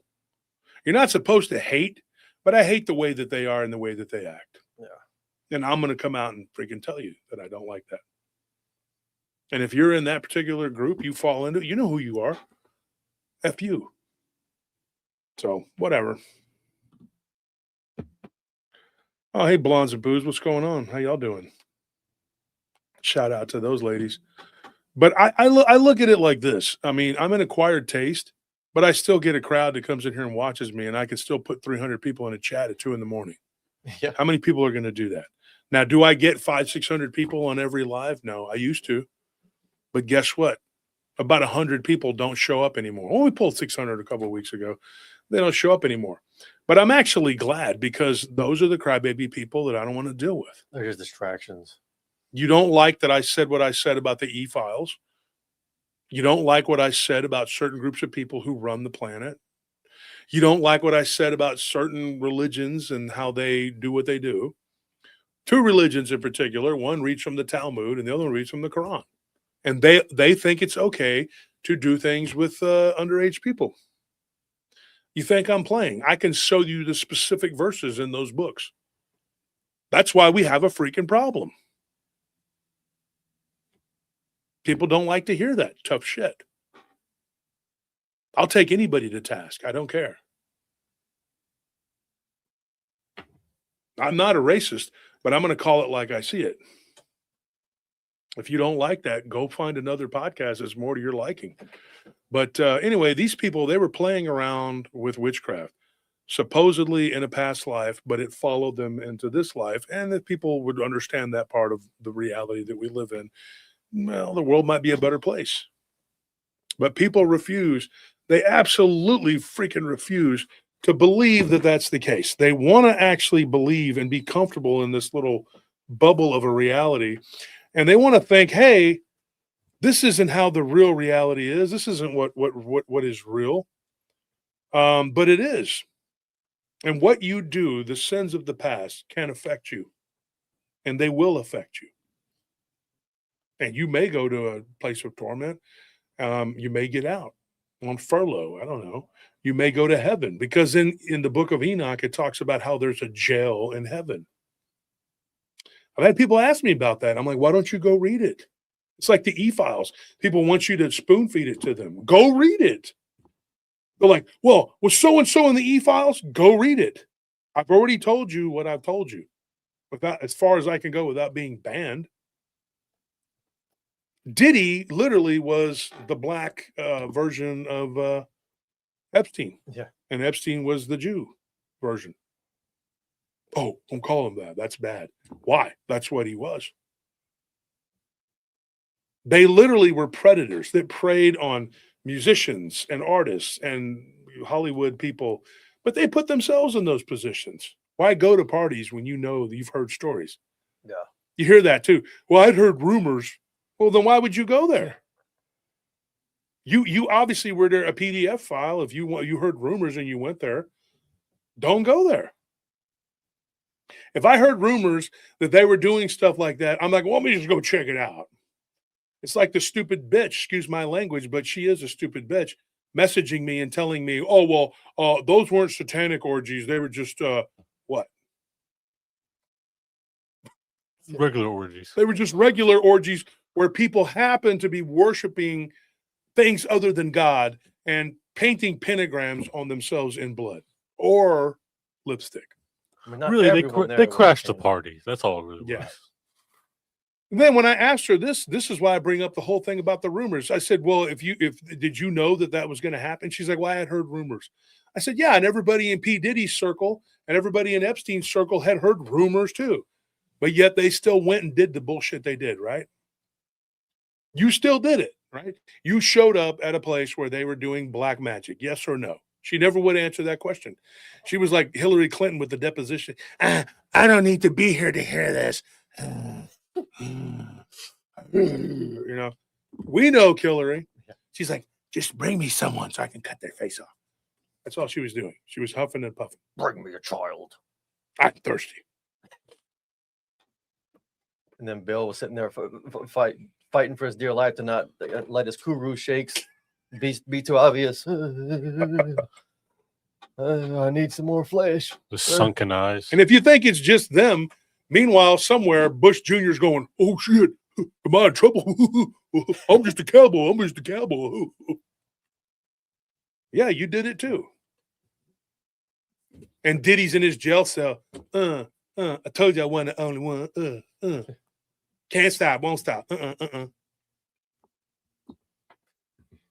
It's what you get. It's what you did. So this woman talks shit to me and says, "Oh, I did that," but I didn't worship. I went there and there were people doing black magic. I didn't worship. You don't like cocaine. You just like the way it smells. She doesn't say she didn't worship the demon. She says she didn't worship. She could be saying, I went there and didn't worship God.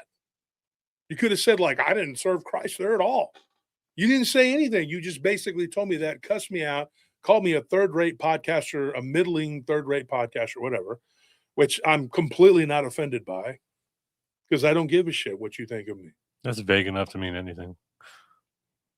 I didn't buy drugs from Jesus, but his friend Pedro. That's another story. Yeah.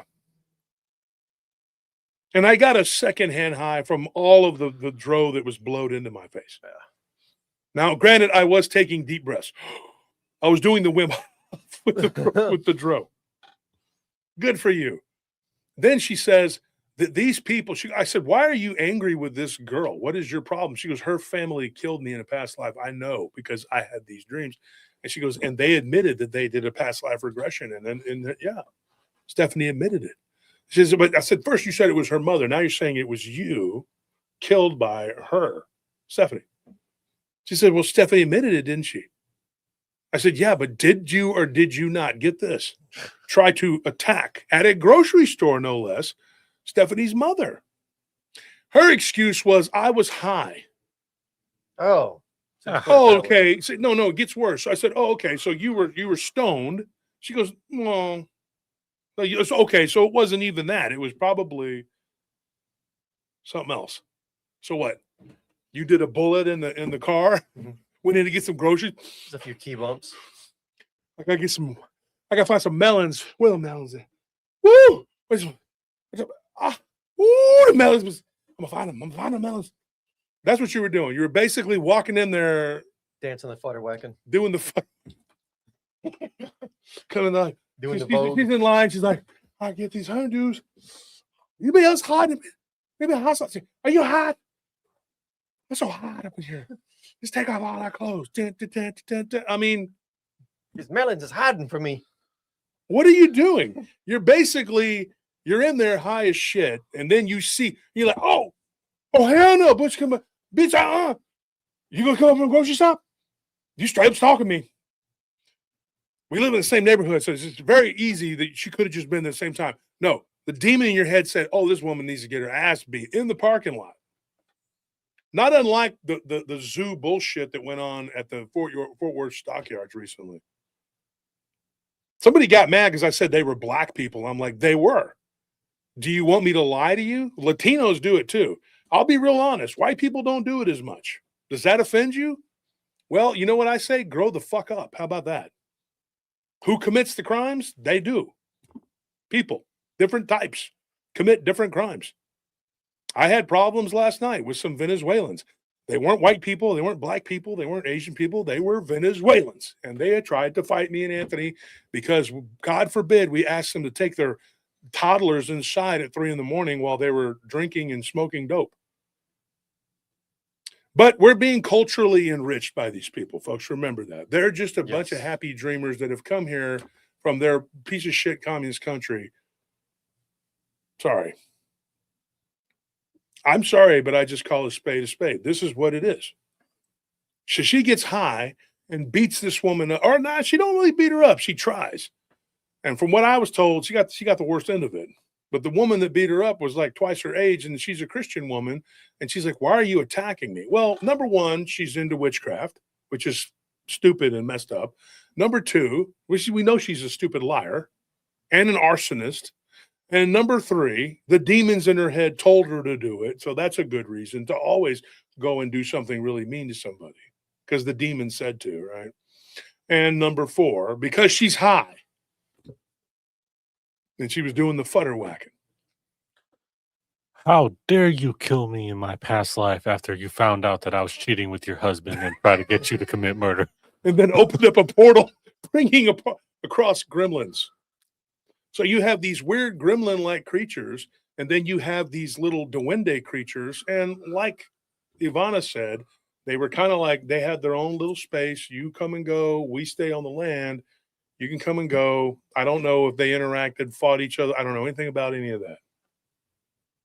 We will be talking, though, coming up on an episode, probably on Wednesday. Tune in on Wednesday, where a dog man and a Bigfoot actually do get into it. That's coming up. There's one that we covered from Mississippi. They said that they actually witnessed a Bigfoot and a dog man like get into a confrontation. I have to get into that story. I haven't read it all, so I can't even tell you what all it is. You know, one thing I'm taking away from this story is that, like, whenever you dabble in these like occult witchcraft practices, that these dark arts and mess with all this stuff that is absolutely not of God, is not of Christ, it's not in the light, that it really holds you back, because in these people's past lives, they were still there, and then in this life they're still here, and that they're holding on to these like grudges from past lives, like this revenge for just this live by the feud.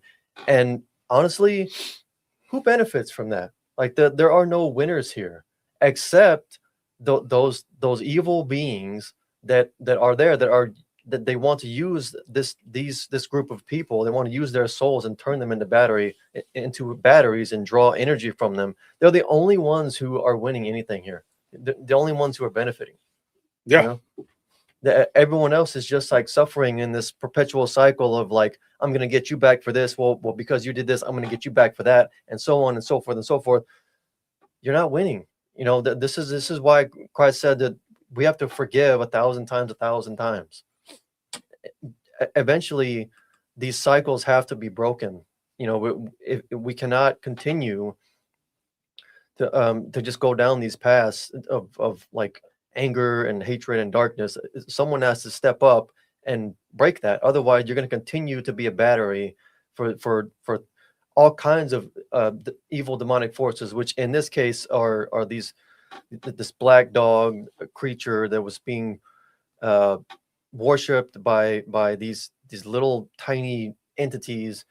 But Mean as hell too. Those things are just one of like thousands of different types of spirits that will absolutely vampirize you. You know, that they want your energy.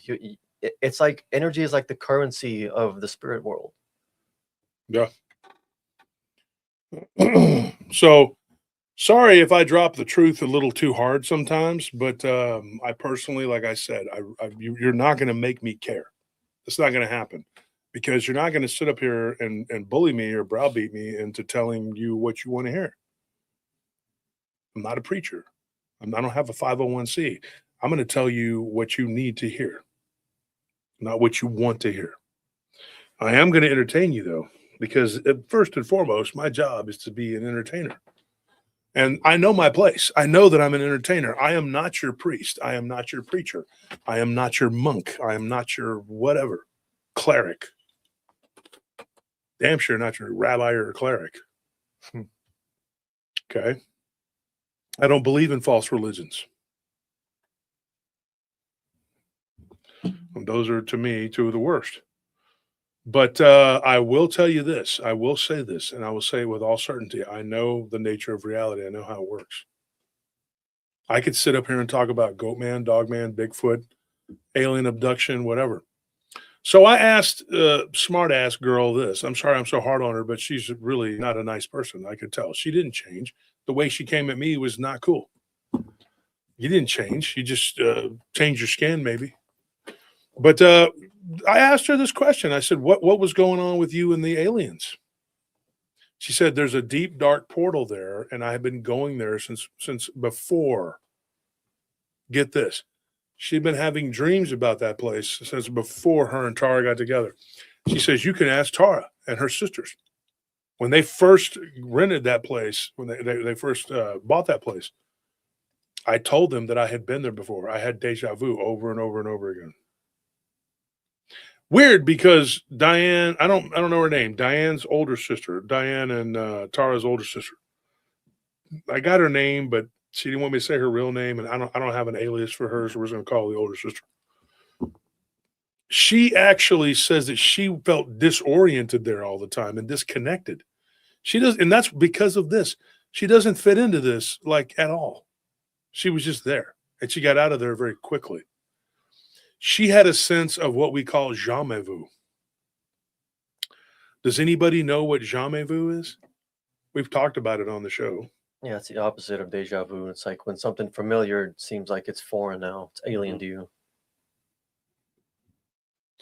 Exactly, by his love. That's exactly it, dude. You need to be careful. Do some research because you don't just rent an apartment and whatever they give you. You know, there's a million apartment complexes around. Go to the one, and don't end up in a place where there have been really bad things happen. A friend of mine in my hometown rented a house that has been there for over 100 years, but a few renters ago, like back in the early to mid 2000s, there was a person there that practiced witchcraft, and his mother told him that. I'm not going to put him on the spot and say his name, but you know, Andre should have known. That's all I'm saying. He's like, he's a black dude too, and he's like one of those people like, I'm scared. You're scared. Your mother says, hey, there used to be a lady down there was a witch who put a curse on her sister, on her cousin, whatever. People would go there to that woman, and she would do that. There's a few of them in our hometown. Anthony can tell you that. And they'll throw curses on you. Oh, yeah. And they'll do it for money too. A friend of mine's mother used to do all kinds of stuff, dude. Brujeria. I was a teenage, young, 13, 14. I didn't know any better. And she would be over there drinking a 6-pack of beer and eating some, fish somebody caught out of the pond and doing a curse because they brought her 3 catfish and some beer. She did it like it was nothing. She'd be over there just doing it and meditating and throwing curses on people. It's crazy, man. She would tell them too, bring me the fish live so that I can kill it. She would take rats that she had and snakes and just unalive them. I was just like, man, I don't ever want to get on the bad side of your mama. I used to play baseball with that dude. She was evil, dude. And when she died, her son saw her in torment. But Andre, like he knew this guy. And I told him, I said, Andre, what are you doing, man? We grew up with that dude. His mom was a bruja, a witch. He rents the place. Well, I needed a place to rent. I just needed a place to, whatever. I see him there in Taylor, and I'm like, dude, are you crazy? So he's got some stories he's going to give me about that place. Dreams in the Witch House, right? Oh, Theo sent me. Hardly ever get any messages or calls from Theo. He's like, hey, man, call Andre, that dumbass. He called him the N with the soft A or whatever. He's like, call that dumbass. He done moved into that witch house over there, having all kind of spooky shit. What? Theo's a black dude. Anthony knows what I'm talking about. Knew him my whole life, and the dude is out in the middle of the country. He goes to town maybe 2 or 3 times a year. He's a very country fried black dude. Funny as hell. But he tells me, he says, yeah, that's actually Theo's cousin. But he calls him that boy over there. He live in town. So I didn't even say anything to him. Like I saw him one day and we were talking, and he's telling me about his job and everything. He's working for this, not that city, but a neighboring city. He works for the city. And he says, dude, I got some stories for you, dude. I got some, and then so talking to Theo, and Theo reminds me, he's like, oh, dude, you need to talk to him. I said, yeah, I saw him about 2 months ago. It was right after Thanksgiving. It was right before Thanksgiving. I went to the convenience store to grab something for my wife, and I ran into him in there buying some beverages for his Thanksgiving shindig. And so we were talking, and he told me, he's like, yeah, hit me up. Why would you move into a house that you know has that kind of, well, you needed a place to stay. And I told him, I said, that was a dumb thing to do. Dumb, man. I told him, I said, man, what are you doing? There's places all over in that town that if you move into that house, you're going to see some shit. I swear, I promise you, you're going to see something. I promise you. I would put big money on that you're going to see something, and it's going to scare the shit out of you. I can't even tell you how many times we've already been told that people see some shit. Or where you used to live, Tony, that was all part of a logging camp where people were seeing all kinds of weird shit. And your friend, crazy, what's his name, John, a goofy? Mhm. He's talking to me one day about, I saw this weird, because in the neighborhood you're in. Now, if you're a teenager like him, he can't control where his parents move him. But once you get older, you can totally control that. Don't move into a place like that unless you know how to cleanse it. And how do you do that? By the blood of Christ. It's the truth. It's just the truth. Don't play with these things. Don't mess around with these things. And these things are real. And this black dog, it wasn't done. Diane was driving home one day with her two sons. One is 4 years old, and the other one's 6. 6-year-old's in the front seat, and the 4-year-old is in the back. Jamie, I think his name was. They're driving, and this enormous black wolf jumps out right in front of them in the middle of the road, shaking and killing a rabbit right in front of them. She said it shook it, and it spilled blood on the hood of my car and got it on the windshield. Her son starts screaming. The little 4-year-old, he's looking, and he's like, what the freaking? Everybody's crying. This thing just throws the rabbit on the ground and then walks off into the woods. Is that natural behavior for an animal? No, because a normal natural predator would have taken that rabbit and eaten it, and it wouldn't have jumped out in front of a moving car and sat there and shook it, and it's not going to tower over the hood of a Ford Explorer. Right? This is the kind of crap that happens when people mess around with this shit. And if you don't think it's generational or you don't think it can find you, it will find you. It's like a heat-sinking missile. Reincarnation is real, folks. I'm not here to try to preach to you, proselytize to you about it. It is real. I've done a lot of research on this. I don't take it lightly. I don't.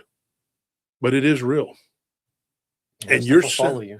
It will follow you from lifetime to lifetime, and you can end up in a place where you don't want to be, like in a hell realm. You don't even understand what it is or how it works. I do, and I'm telling you. And even I don't have all the answers, but I'm telling you right now, you could end up in a very dark place. Don't go to these, in particular, they're women. There's men that do it too. They're called warlocks or brujos. Or brujos negros. They're really bad. Don't go to them. The men tend to be more powerful, too, when they do it. They kill people. A lot of times they use blood magic because, well, they're men and they can kill pretty easy. So they go and they find something and they kill a bigger, larger animal right there. Let me tell you something. When these people do what they do, they don't care about the carnage or what's to come. An enormous black wolf that stalks a property was probably fed blood for a long time on that property. Wouldn't you imagine that? These little creatures were probably slaughtering and killing all kinds of shit. And they worship this dude, at least from what it looks like. Exactly. The Lord rebukes them. By his love says, there is no light in them. There's not. God gave us the breath and spark in life, right? He instilled that in us. Now, there's a debate about who made us, physically made us. To me, that debate doesn't even matter. And people have attacked me viciously for that. I don't give a shit. If you don't believe it, don't believe it. Because it doesn't matter. Because Christ was sent here to pull us out of this crap. He is the way and the life. There is no other. There is no other. There's no other life there but him. There's no other light there but him. That's who you should be focused on. People don't like the way that I deliver things. I don't care. I'm not here to make money. I'm not doing this on my Sunday because this is my job. I'm not doing this on Sunday because I want a bunch of people to follow me. In fact, I've lost a lot of followers. I got 307 people and I used to have 670. Do you know what that means? I'm going to tell you what that means. That means that I am a real person who is willing to give up half of my followers to tell you what was real. I quit tiptoeing around people's feelings and I started telling people the whole truth, the unadulterated truth, nothing but the truth. Because before I would tell the stories and then be careful. Oh, don't say this, don't say that. I don't care anymore. We are in a very critical period of time. And you're either going to believe or you're not. And if you don't believe, it could cost you very big. And I'm not talking about just the stories here. I'm talking about the lessons to be learned from these people that do the things they do, like Justin. Not Justin the abductee, because I realized that Justin the abductee story ended up dropping around. I didn't realize it was going to drop around the same time as Justin, the guy who had the encounter from Missouri, the Bigfoot and Dogman stuff. That guy. How long did it take him before his household and everything was destroyed by an entity that could have been rebuked in the name of Christ and sent back to wherever it came from? Not realizing that you have a dominion over them. They don't like that. You know why? Because they correspond to something that overlays this earth. Do you know what that is? The black cube. And like I said before, we have one religion that wears it on their head like dumbasses, and the other one runs around it like a bum. Do you really think these are people? The black cube of Saturn is a prison for a shaitan. Do you think that that's the kind of people that we should be modeling after or going to war? We shouldn't be going to war with either one of these groups of people. They need to stay the F out of our lives and out of our countries and out of our politics and out of everything. The minute that you are running around a black cube in bed sheets or wearing a shawl with a cube on your head, I'm done with you. I have no more use for you because I know exactly what that is. 90% of of this country doesn't know what that is. You are privileged enough to be learning from somebody who can tell you. I know exactly what that is. I know their prayers. I've read their books. Go read the Talmud. Go read the Quran. Go read this satanic shit. You think I'm joking? And I say it with all fervor that it's satanic shit. That's what it is. Mm-hmm. There's people like, I've never dabbled in satanic anything. Do you practice that shit? Well, yeah. Well, then you're satanic. I'm telling you right now, there's satanic verses in all of that. There was a guy named Solomon Rushdie back in the 80s who said that the Quran had satanic verses in it, and everybody was going to try to kill him, and everybody was like, oh, no, be careful. Fuck you. I don't give a shit. I'm going to tell you right now that you're satanic. You follow satanic principles, and so did the other guys. Both of them do. But yet we as Christians are supposed to sit here and watch all of this debauchery and this maniacal crap and the hatred. Oh, the absolute sheer demented hatred that comes from people like this dumb woman who just went off on me, calling me a pious Christian a-hole and all kinds of other stuff. Lady, I never pretend to be anything more than what I am. I'm just a country boy at heart from Texas. And for the first 15 years of my life, I talk like this. But I don't now. So I could fit into your little world. But you know what, bitch? That's about as far as I'm going to go. Because in my true heart of heart, I'm an armored Christian soldier, and I don't give a shit. I'm waiting for the next crusade. The Holy Land doesn't belong to Jewish people or Muslims. It belongs to me. It belongs to us. And I apologize for the language. I get a little heated. Sorry about that.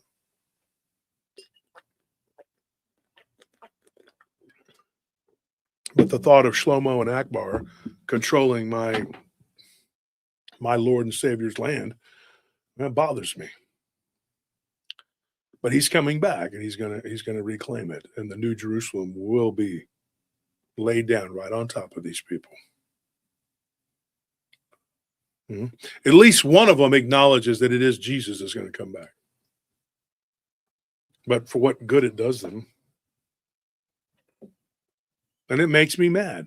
And it makes me mad every time I see brothers and sisters in Christ who suffer and struggle and they don't understand. And they're like, I don't know why this, because you die. You're dying. You're dying for lack of knowledge. You don't have the knowledge. And it's been taken from you, stripped from you. It's been hidden from you. And these people, they are a big, huge distraction. That's what Islam is. It's a huge distraction created by the 10 wise rabbis. Don't believe me? It's the broom that sweeps us all away. And it's a problem. But look at the root. Who created it? Who's wielding that broom? Who's wielding the broom? And don't get me wrong, the Ted Cruzes of the world are just, the Shabbos are just as bad. And you know what's funny? They need Islam. They don't want to destroy Islam and get rid of it. Because as long as Islam is there, it's a threat so that they can use to send it into all of our countries and degrade and destroy our societies. And then they can use that to, we have to go and invade and take more land and destroy, because Muslims are out of control. Yeah, I agree. They are. They're a problem. They really are. Yep. And you've made them our problem. Thank you for that. When are we going to deal with you? Traitors and all the other bullshit these people do. Because anybody who is on board with their bullshit is a traitor to God. You're a traitor to Christ. You're going to sit there and say that if I say Christ is king, that's anti-Jewish? How is that anti-Jewish? Oh, I forgot. Oh, that's right, because they hate him. So then we have to change the way we do things so that we can help these interlopers who've taken over, bastardizing our religion, watering it down, and fooling everybody with their lies, misinterpreting the truth, misinterpreting. People say, well, I have a different opinion. That's not an opinion. Your opinion is very unhealthy to me. It's like poison to me. I don't know how you, as a Christian, manage to, how do you make that work? How do people who don't believe in Christ and hate Christ, how are you at peace with these people? How is it okay? I don't know. I'm just confused by that. I've been wrapping my mind around it, and I'm just like, wow, dude. Yeah, our money goes to Egypt. So why the hell is it going to Egypt? So they be nice to Israel. I don't give a shit what they do with Israel. I don't care about Egypt, and I don't care about Israel, and I don't care about Lebanon. I don't care about none of these, because it's none of our damn business, and we should stay the hell out of it. But we got to go do what we got to do. We don't got to do that shit. Why don't you send your children to go fight and die? Because as we speak, there are military hospitals in Germany filled with American personnel, but they're not telling you that. And the quicker I like Trump up until a point, and the quicker you start to realize that they either got something on this guy, just the truth. It's not what we thought he was. I stand by, though, he's still better than Camel Toe or the Biden clone. And I'll say that till the day I die, because they would have got us in the wars too. They would have done exactly what they were told, same way. Doesn't matter who's in there. It's just a different person kissing a wall. But the bottom line is this. They're all evil, dude. When you tell me what your religion is, and it's not my religion, and it's one of those two in particular, I already know you're not my friend. No way we can coexist.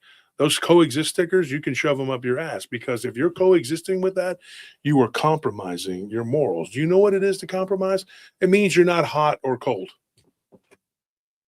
What does Jesus say about that?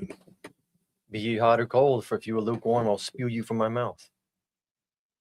That means fence sitters are useless. Useless.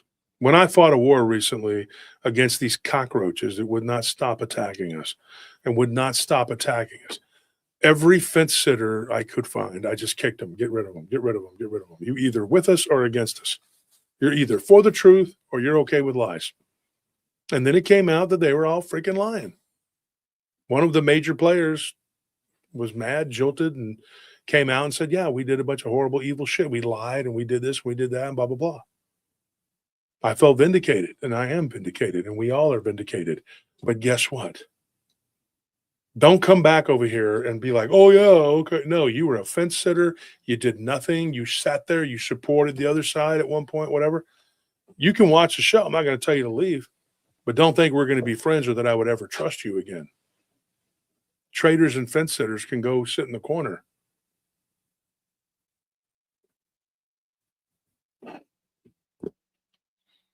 I'm not telling you to not love people. I'm not telling you to hate. What I'm telling you is to be wary. Be aware. Be aware and be wary of these people and who they are. They come to you like children of light, but they're not. They're snakes and devils. And their God is not our God. Their Father is not our Father. Remember that. And when these people play around with Satanism, I don't care what don't give me this bullshit. And this woman, this is what's funny too. And no, I'm not picking on y'all's generation, but she's like, how old are you? She's like 35. You're not a child, bitch. What is it with y'all's generation wanting to be kids? They're like, I'm only a child. I'm 36. You guys are What weird. the millennials do not want to grow the fuck up, man. And I said, lady, I'm 15 years older than you. Yeah.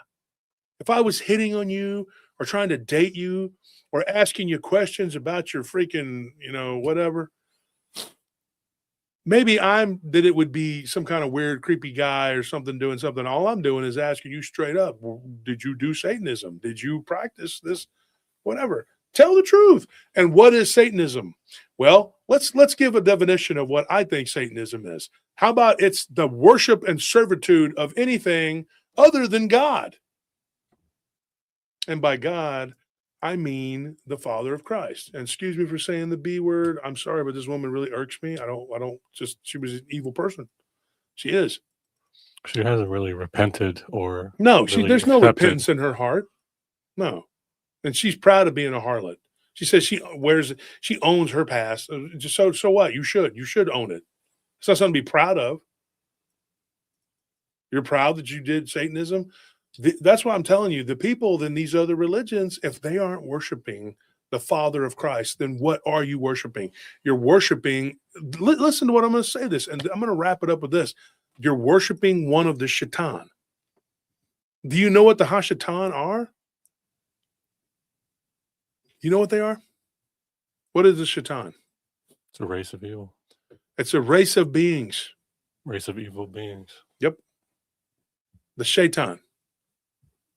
Not as the video we put up and it does, what is it? We put a video up. It's like a short.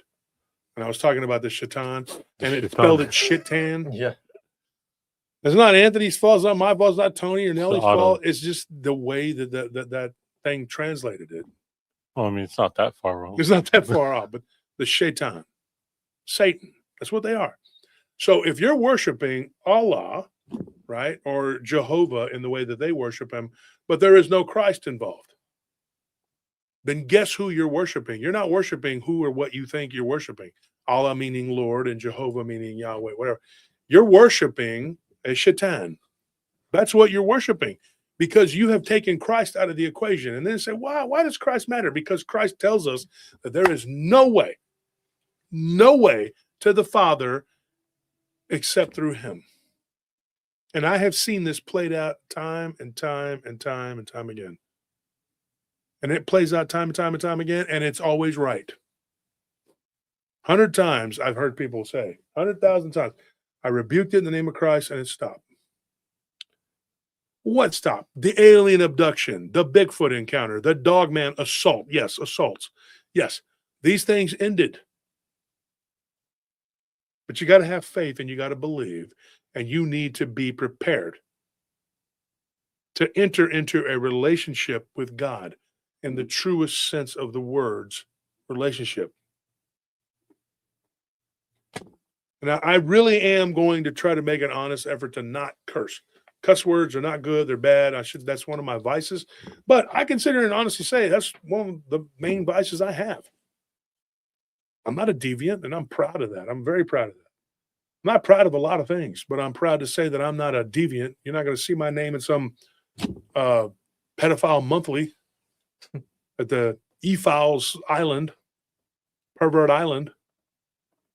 The NAMBLA newsletter. Yeah, you're not going to see me dancing around like at the damn it, what's the place called? The Iron Bull. You're not going to see me there dancing around with the chaps. What are they called? The assless chaps with Vito. Yeah. From The Sopranos. It's just a joke. Oh, I'm sorry, man. I'm just a joke. I'm hanging out with other sweaty dudes and I'm all into that. No. That's never going to happen. And if they ever say it, they're lying through their freaking teeth. You're not going to hear about that. There's not going to be an affair that I'm going to get caught up in because I don't do that shit. It's not going to happen. Just not that person. Not a con artist, not a scam artist.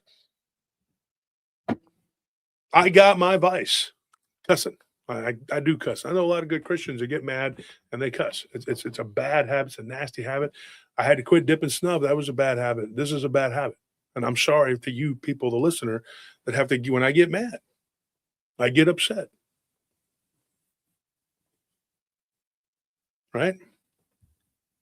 But I can tell you this, you're not going to find me embroiled in some kind of twisted secret homicide that I was trying to hide from somebody or some sort of SA against somebody. You're not going to catch me touching children or women or men. Nobody, I'm not doing any of that. And you know why? That's how they get these people. They get you to, you can't talk or say shit once, excuse my language, once you do that, you can't say stuff because now they got you. They got you and you'll go invade another country for them to keep it quiet. Because now they got you. That is what they've done to all of these actors, these singers, these politicians. They have them all. They're their trophies. Now, think about this. If these people were worshiping God, the Father of Christ, would they need to be able to do that? Would they do that? They wouldn't need to do that. They wouldn't do that. Because true followers of Christ, real Christians, not these fake Zio crazy people. I see them, doing stuff together too. Like, oh, we're brothers and sisters in Christ. Well, you're still not correct because you're over there serving people who are not of God. And you're teaching the Bible the incorrect way. And you are corrupted. So you can praise God all day long. And you can talk all day long to as many people as that doesn't matter because you are not doing it correct. Well, what makes you the authority on it? You know why? Because I do it correctly. I follow Christ the way you're supposed to be following him. And Jesus says we make mistakes. We screw up because you won't make mistakes. You are a fallible person. But you know what these people do? They put stuff into the Bible that's not there. And I don't mean the Mandela effect. We know that's real with the wolf and the lamb, the lion and the lamb, whatever. I'm talking about they literally say, well, God's going to give those people a second chance because blah, blah, blah, blah. Where does it say that? I'm looking through the Bible going like, where I'm confused. Is it in an apocryphal? Oh, we don't believe in those. We don't believe in that at all. Well, that might give you too much information. Yeah, exactly. Because in your Bible, it does not say what you are saying it says. The Antichrist is going to come. He's going to kill all these. Really? You don't care about the Christians? He's going to kill the people that are already cutting for him? That would be dumb. You're going to kill your base? You're going to go to Tel Aviv and kill your base? Right? That's weird. And I've heard Muslims say it too. The Antichrist is coming. You don't even believe in Christ the way we do. You believe in Muhammad. You believe in Muhammad. He's bluffing right now. What are you worried about? What are you worried about? It's fine with you. Y'all are safe. Those people ain't got nothing to worry. You don't even bother to break a sweat because guess who the Antichrist is after? It's us. And guess who the Antichrist is? It's them. Both those religions are pretty Antichrist. Have you not noticed? Both of them kill Christians. Both of them get Christians killed. Both of them do bad things. ISIS, which is not a Muslim creation, killed Christians. The other terrorist organizations that were, they killed Christians too. You go, ISIS was a Christian. It's not. Trust me, it was not. And then there's these people who are atheists who despise you more than they. For some reason, atheists don't really go after Jews or Muslims. Have you ever noticed that? Yeah. They don't. They don't care about the false religions. They go after us. And then another weird thing too, I've always thought this was curious. Not only do they go after, but then they use science, which is so incomplete. Your science isn't real. You know nothing. And then they sit there and they say, well, you know, God can't be real because of they come up with all these, and there's all these miracles that have to happen, literally miracles that have to happen for God to not be real.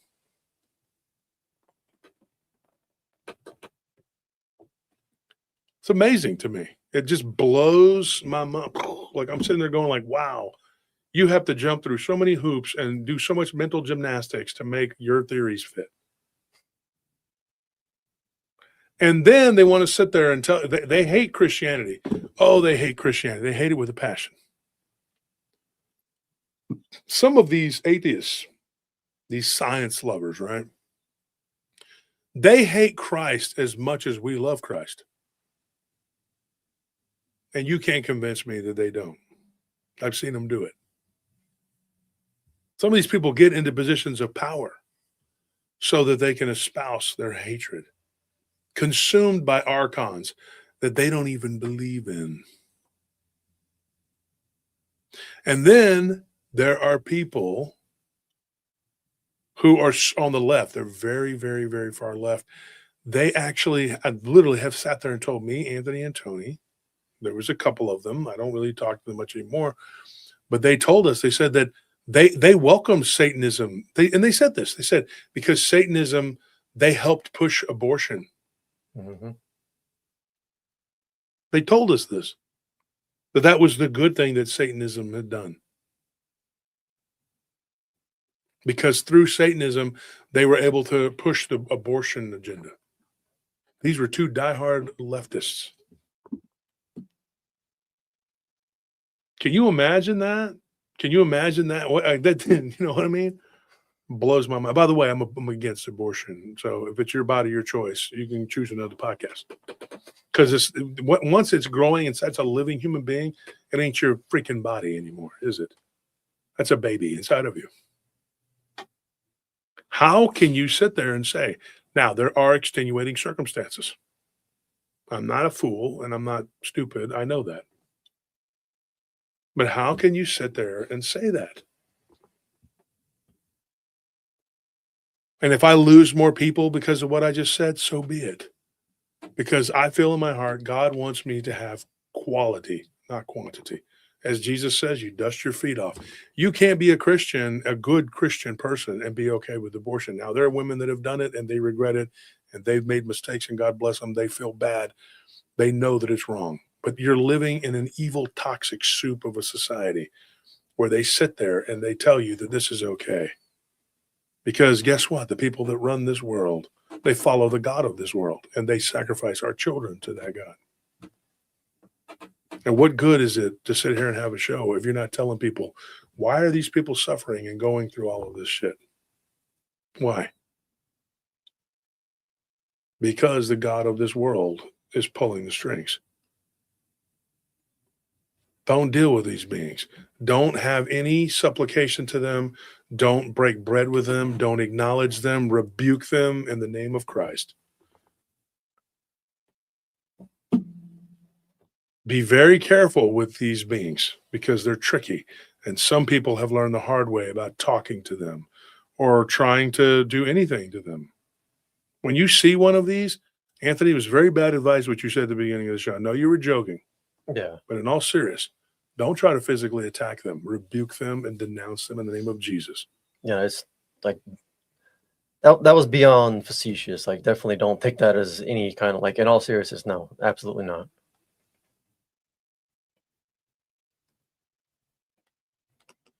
I agree with that, Nathan. I'm sorry, Natalie. What is that? Nathalie? It's hard to read the name sometimes. Nathalie? Whatever. Yeah. Oh, yeah. There's a bunch of them. Fake as the day is long. And maybe at some point, it's time for us to reevaluate even going to those kinds of churches. People tell me all the time, I go to church. And I'm thinking, What kind of church? what kind of church? What do they tell you? Are they telling you that we're supposed to be allies with this one particular nation that is completely debased? To tell you the truth, There's a video on my Facebook of them essaying a man. 5 of them did this while the others held shields up and let him do it. And while they were doing that, there were others that were coming up and looking to see what they were doing, and they were doing it too. What kind of sickness is that? And then their government acquitted them and let them, because according to Bibi, that they're heroes. Yeah. Those are heroes that are graping someone. That's a hero. Jeez Louise, dude. This is the kind of nonsense that we're being told. So if I go to your church and you start telling me that crap, dude, I'm out, dude. I'm completely gone. I'm done. I can't stand it. Nowadays, I don't even like talking to Christians. I don't, because 90% of them are so brainwashed with the earworms and the brainwash that they've worked on us so bad. Mm-hmm. They see Islam for the snake that it is. That most of them see that. It's right there. They're pooping in the street, dude. It's right there. You look in your backyard and they're unaliving a sheep or whatever for Ramadan. It's pretty obvious. But they just can't wrap their mind around the real enemy that's right there, who's letting them in, the broom. How can you not see that?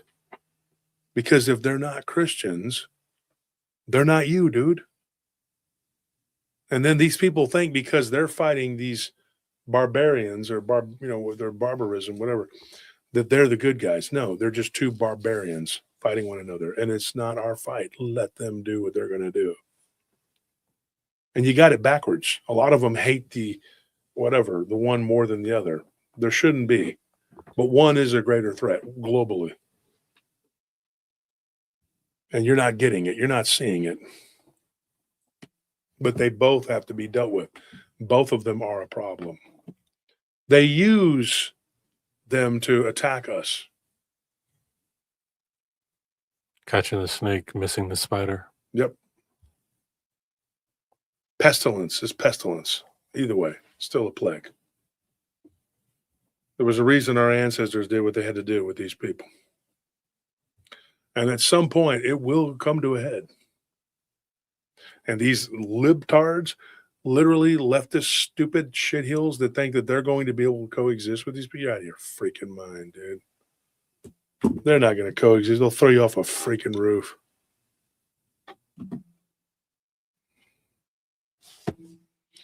It's just what you get. So, yeah, I'm not your friend.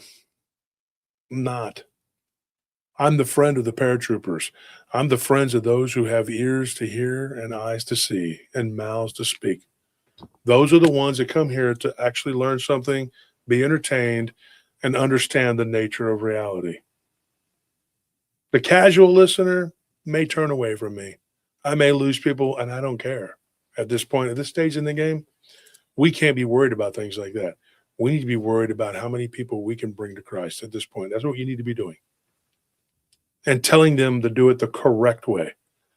Stop with this Judeo-Christian, whatever, and stop compromising with Islam. Neither one of those is compatible. You wouldn't compromise with a snake in your house, would you? Or a deadly spider? I hope not. Or would you compromise with a communist? Because the communist is the atheist, leftist turd in the punch bowl. Islam is the enemy without that was let in by the enemy within. Zionism did what they did. Islam. All of these things are a problem. And I'm probably going to get slammed for this, and I don't care because somebody has to tell you this. So we're going to go over to Random Files, and and we're going to do some talking. I got to run, and I'm going to immediately go to Random Files. If you want to join me, I'm going to be over there for about an hour. We'll be over there. If you don't, I understand. Good night.